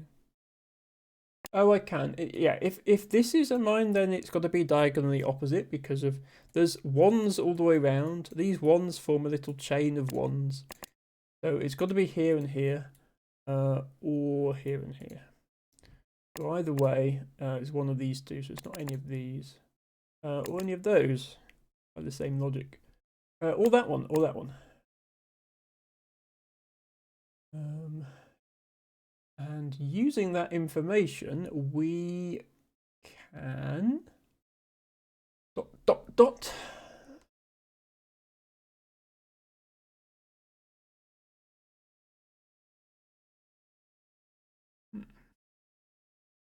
Oh, that too is actually complete. That's what I was missing. Yeah, this now allows us to fill all this stuff in.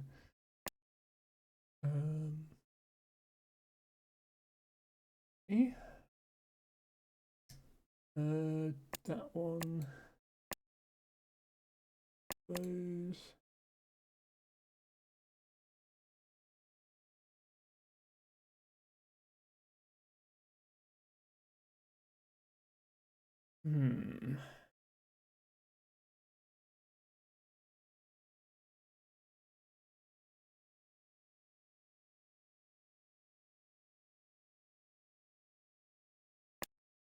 There's only one of those, and then 2, 3.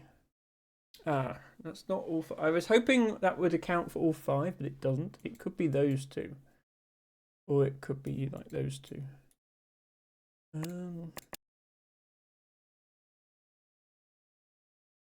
We accounted for 3 yellow ones. This row has to have at least 1 yellow one in it because it has 2 mines, and we have already marked. We have not marked any mines, and there's only 1 non-yellow. So there's at least 1 yellow in this row, and 3, 4. There's at least 1 yellow in this column. So that's 2 yellows. LT Bago, thank you for the giant sun emote, courtesy of sun_rays, who has a variety of sun-themed emotes, if that's anyone's thing. Is that sun to help me figure out the yellow cells in my puzzle? Yeah, I can only account for 2 out of the 3 yellows, which means I don't know which of the other yellows might have a mine in. Otherwise, I could clear them.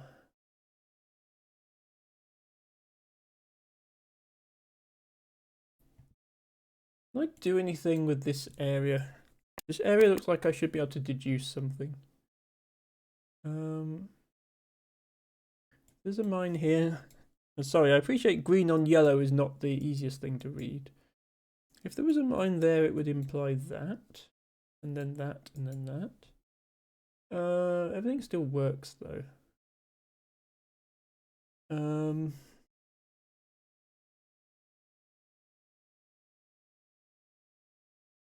If instead there was one here, that would imply this. Okay. Is there anything that doesn't result in all 3 of these being green? That would be if we did try to do this.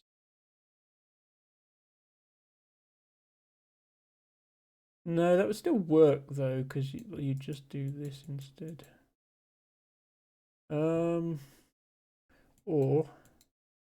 if you really wanted to, you could do that. Sorry, this is getting a bit messy now. Yeah, none of that implies anything. Do we need the fact that there's 9 red ones somehow? There's one there. There's one there. There's one there. There's one there. Well, it doesn't tell us where the rest of them are. Could just be 5, 6, 7, 8, 9. Well, you see how the difficulties are. The difficulty is creeping up. This is a lot more difficult than the previous. Even the 41 to 50 row was a lot easier than this. Oh, I think I see it actually. There can only be one here, and because there's only one here, there can only be one here. I think that actually forces a yellow in this row. Because, yeah, if there's one there, that's still... Yeah, okay. I get it. So there's one yellow in this row, one yellow in this row, and one yellow in this column. Meaning that there are no yellows in this row. And no yellows in this column. And furthermore, because there can only be one yellow in each of those columns, this has to be a mine. Which tells us where the yellow is in that column. Emma, why do you get rows and columns mixed up? Like dyslexic, but not, but very specifically one thing. 1,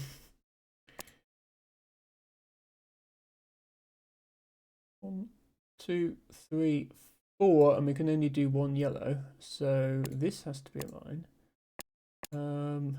And this has to be a mine for the 4, so this one is clear. And then this has to be a mine to complete this 3, so this one is clear, which means that. Which means that version of the possibilities that I tried. That one is a mine. Okay, now what?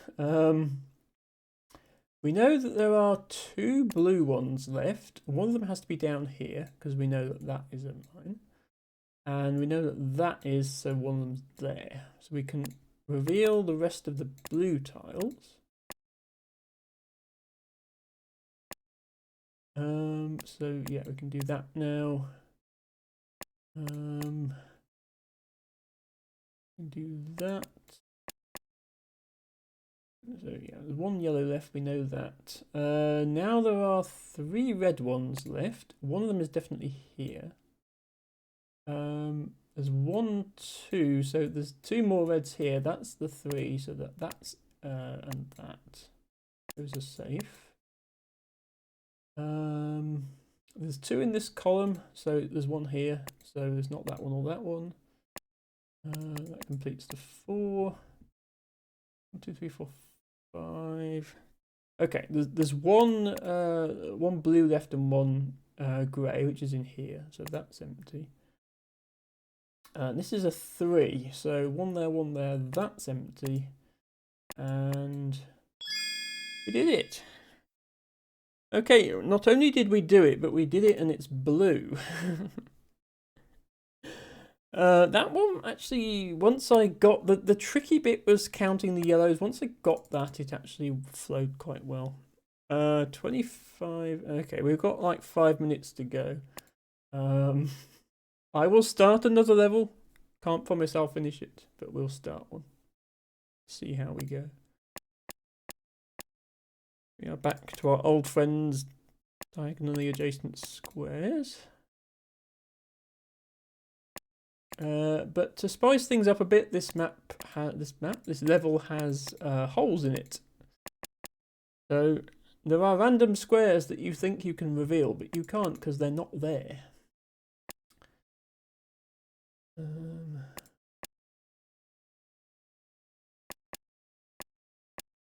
And lots of colours to count, but it seems like I'm not getting much opportunity to actually count them.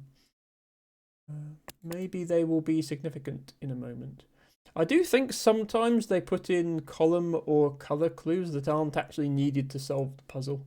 I think I've played a few levels where there have been slightly more clues than strictly necessary, which you'd think would make things easier, but it actually doesn't. It makes things harder because the unnecessary clues don't help you, so you waste time looking at them, and also they make it less obvious what the next line of progression is. So adding extra clues actually makes the level harder, I think, or at least more tedious to solve. Ellis says, have to go now. Thank you for streaming. No problem, Ellis. Thank you for dropping by. Sorry if you've already gone. I know things are a bit delayed. Very good to see you again. And good luck with rebooting the servers or whatever it is you're doing. If I wake up tomorrow to news of a massive IT outage somewhere, I'll know who to blame. Oh, I missed Tibago's Exo Noelia spaghetti arms emote. Very nice. I have considered having a series of emotes like that, like several emotes that are designed to be put next to each other. The problem I have is I really don't have that many emote slots. So I'd be giving up a lot in order to, like, giving up 3 or 4 slots just to have effectively one emote, just a big one. I don't really like the idea of, if I was like a proper streamer and I was a Twitch partner and I had 70 emote slots, then I would consider it definitely.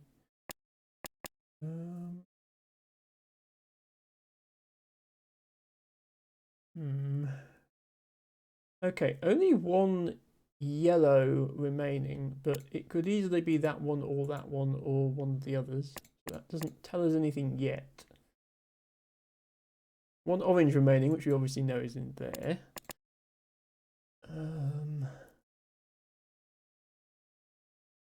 One here. Ah, okay, this tells us. So there's 3 in this column, and there's 1 here, and there's 1 here. So, sorry, green on yellow is not the easiest colour scheme to see, but there's got to be 1 in there, so we can clear the remaining yellows. And then it's got to be there to complete the 2.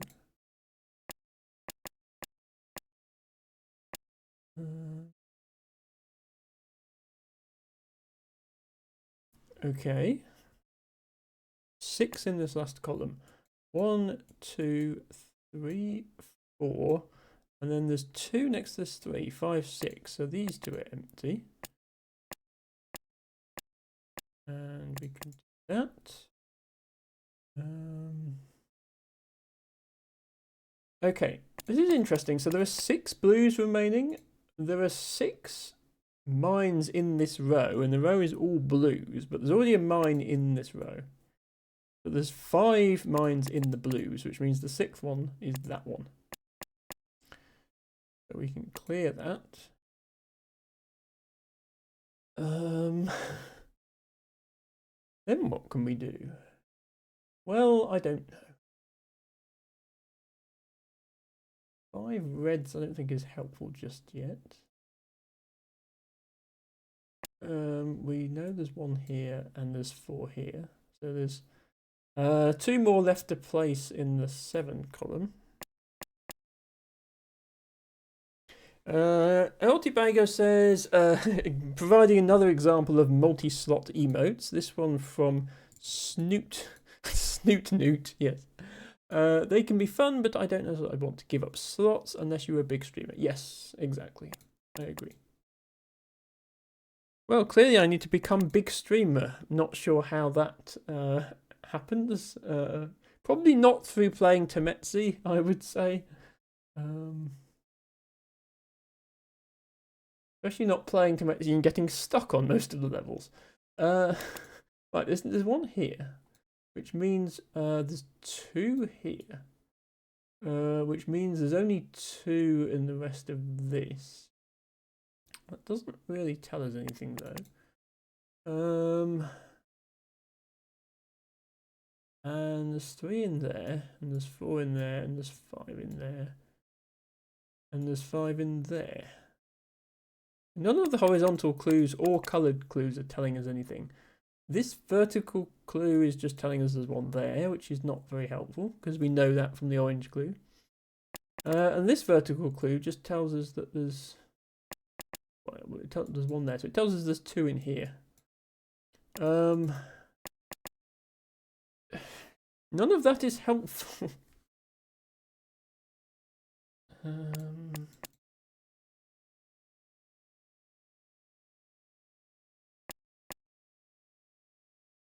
Oh, this 2 is, that's what it is. This 2 is actually done. We need to do that. Does that let us progress? Oh, that probably completes the 7. 1, 2, 3, 4, 5, 6. Therefore 7. Therefore this is clear. Phew. Okay, we are progressing. It's mostly just luck. There's Teabagger. What, being a big streamer? I mean, I think there's definitely an element of skill to it. I think you have to be an engaging and interesting person for people to actually want to watch you. Which I think is something that I struggle with. You also have to... like, there's a kind of lowest common denominator element to it, I think. You have to play games that a decent number of people find appealing, just in order to get a big audience. And obviously you don't have to be a streamer. You just, if you want to be one of the big ones, I think you have to.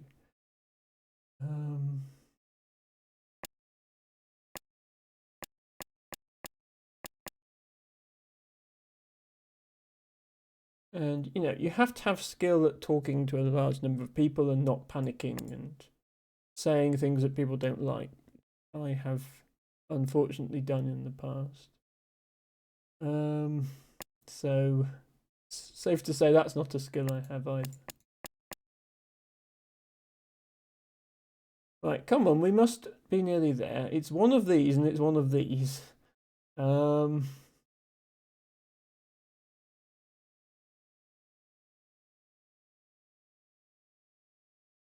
Wait, what? Oh, so the 4 clue, yeah. The 4 clue forces it to be that. Yeah, I was panicking for a minute then. Okay, we did 61. So we have solved 60 of the levels. 3 of them we didn't solve perfectly, but it'll do. Yeah, I'll come back to this game in a future stream when I need something low energy to play. Yeah. It does count. The solves count as solves, so you see it says 61 here. It counts for that purpose.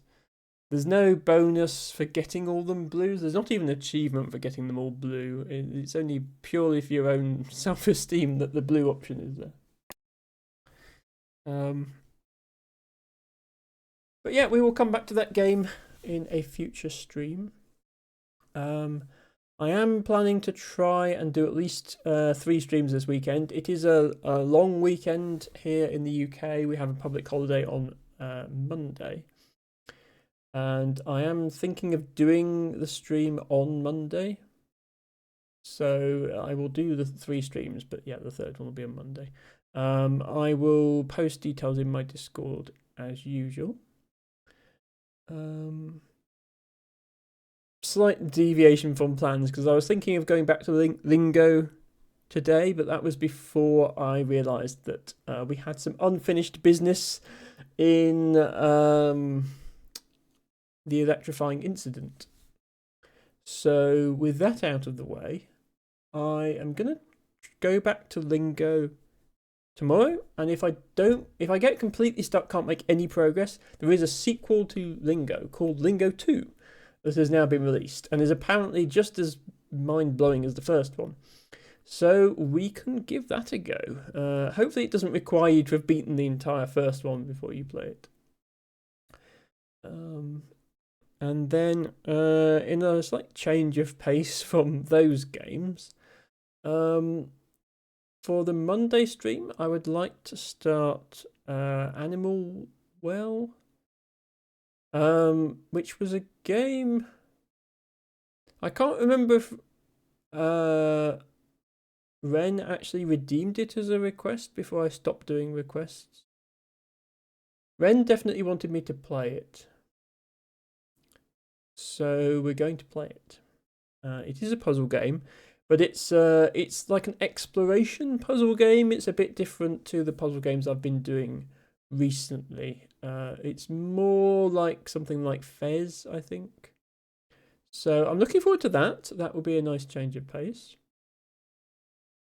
LT Bagger says you can be engaging and interesting, play the tight games, network, multi-stream, post socials, do everything right, and still be stuck at one concurrent viewer.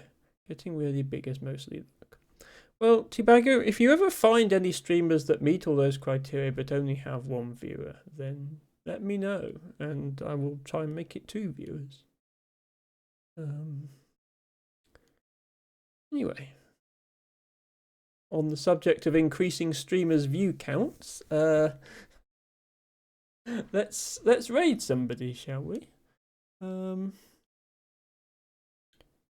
So thank you everyone for watching. Thank you to the follows. We had quite a few follows today, I think, off the back of Tofu's raid. Thank you for the gigantified emotes that a couple of people sent today. Thank you to Tofu, of course, for the big raid, and Rooney for the small raid. But both raids are equally valued. If anyone has suggestions for raid targets, do let me know. Although, with the stream delay, I might have already chosen by the time you tell me. Let's see who is doing what this evening. Nesbar is playing some Donkey Kong 64, if we feel like going there. Who else is doing stuff? People are doing stuff. Stuff is being done by people. Well, there are a lot of people on Twitch, aren't there? Even just the ones I follow.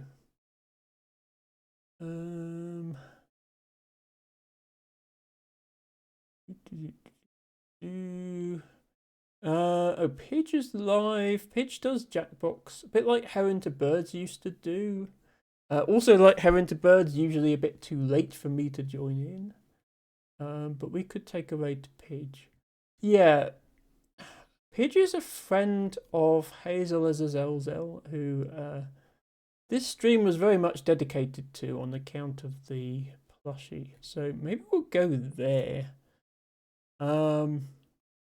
T-Bago has the same idea. Been a bit since we went to Pidge. Yeah, let's go to Pidge. On account of the Hazel connection. Let's just make sure that Pidge is live and not on a break and not doing anything weird. Hi Ren. Yeah, I'm glad you're here, Ren, because did you hear, Ren, I said I was going to play Animal Well soon, which I think was a game. I don't remember exactly how you requested it, but I think it was a game you wanted to see me play.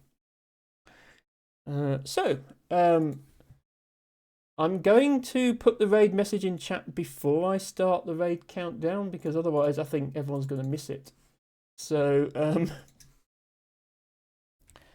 here is the raid message for subscribers. And if you're not subscribed, use any emotes you like. Use your own emotes. Use emotes of someone you follow. If you are subscribed to Hazel or follow Hazel, use that. Actually, no. Yeah, if you're subscribed to Hazel, use the Hazel emotes. And I guess if you subscribe to Pidge, use the Pidge emotes. But there are the 2 messages. So please copy and paste one of them and put it in the chat when we raid in. I will just quickly update my spreadsheet of raiding, because I'm a nerd and I like spreadsheets.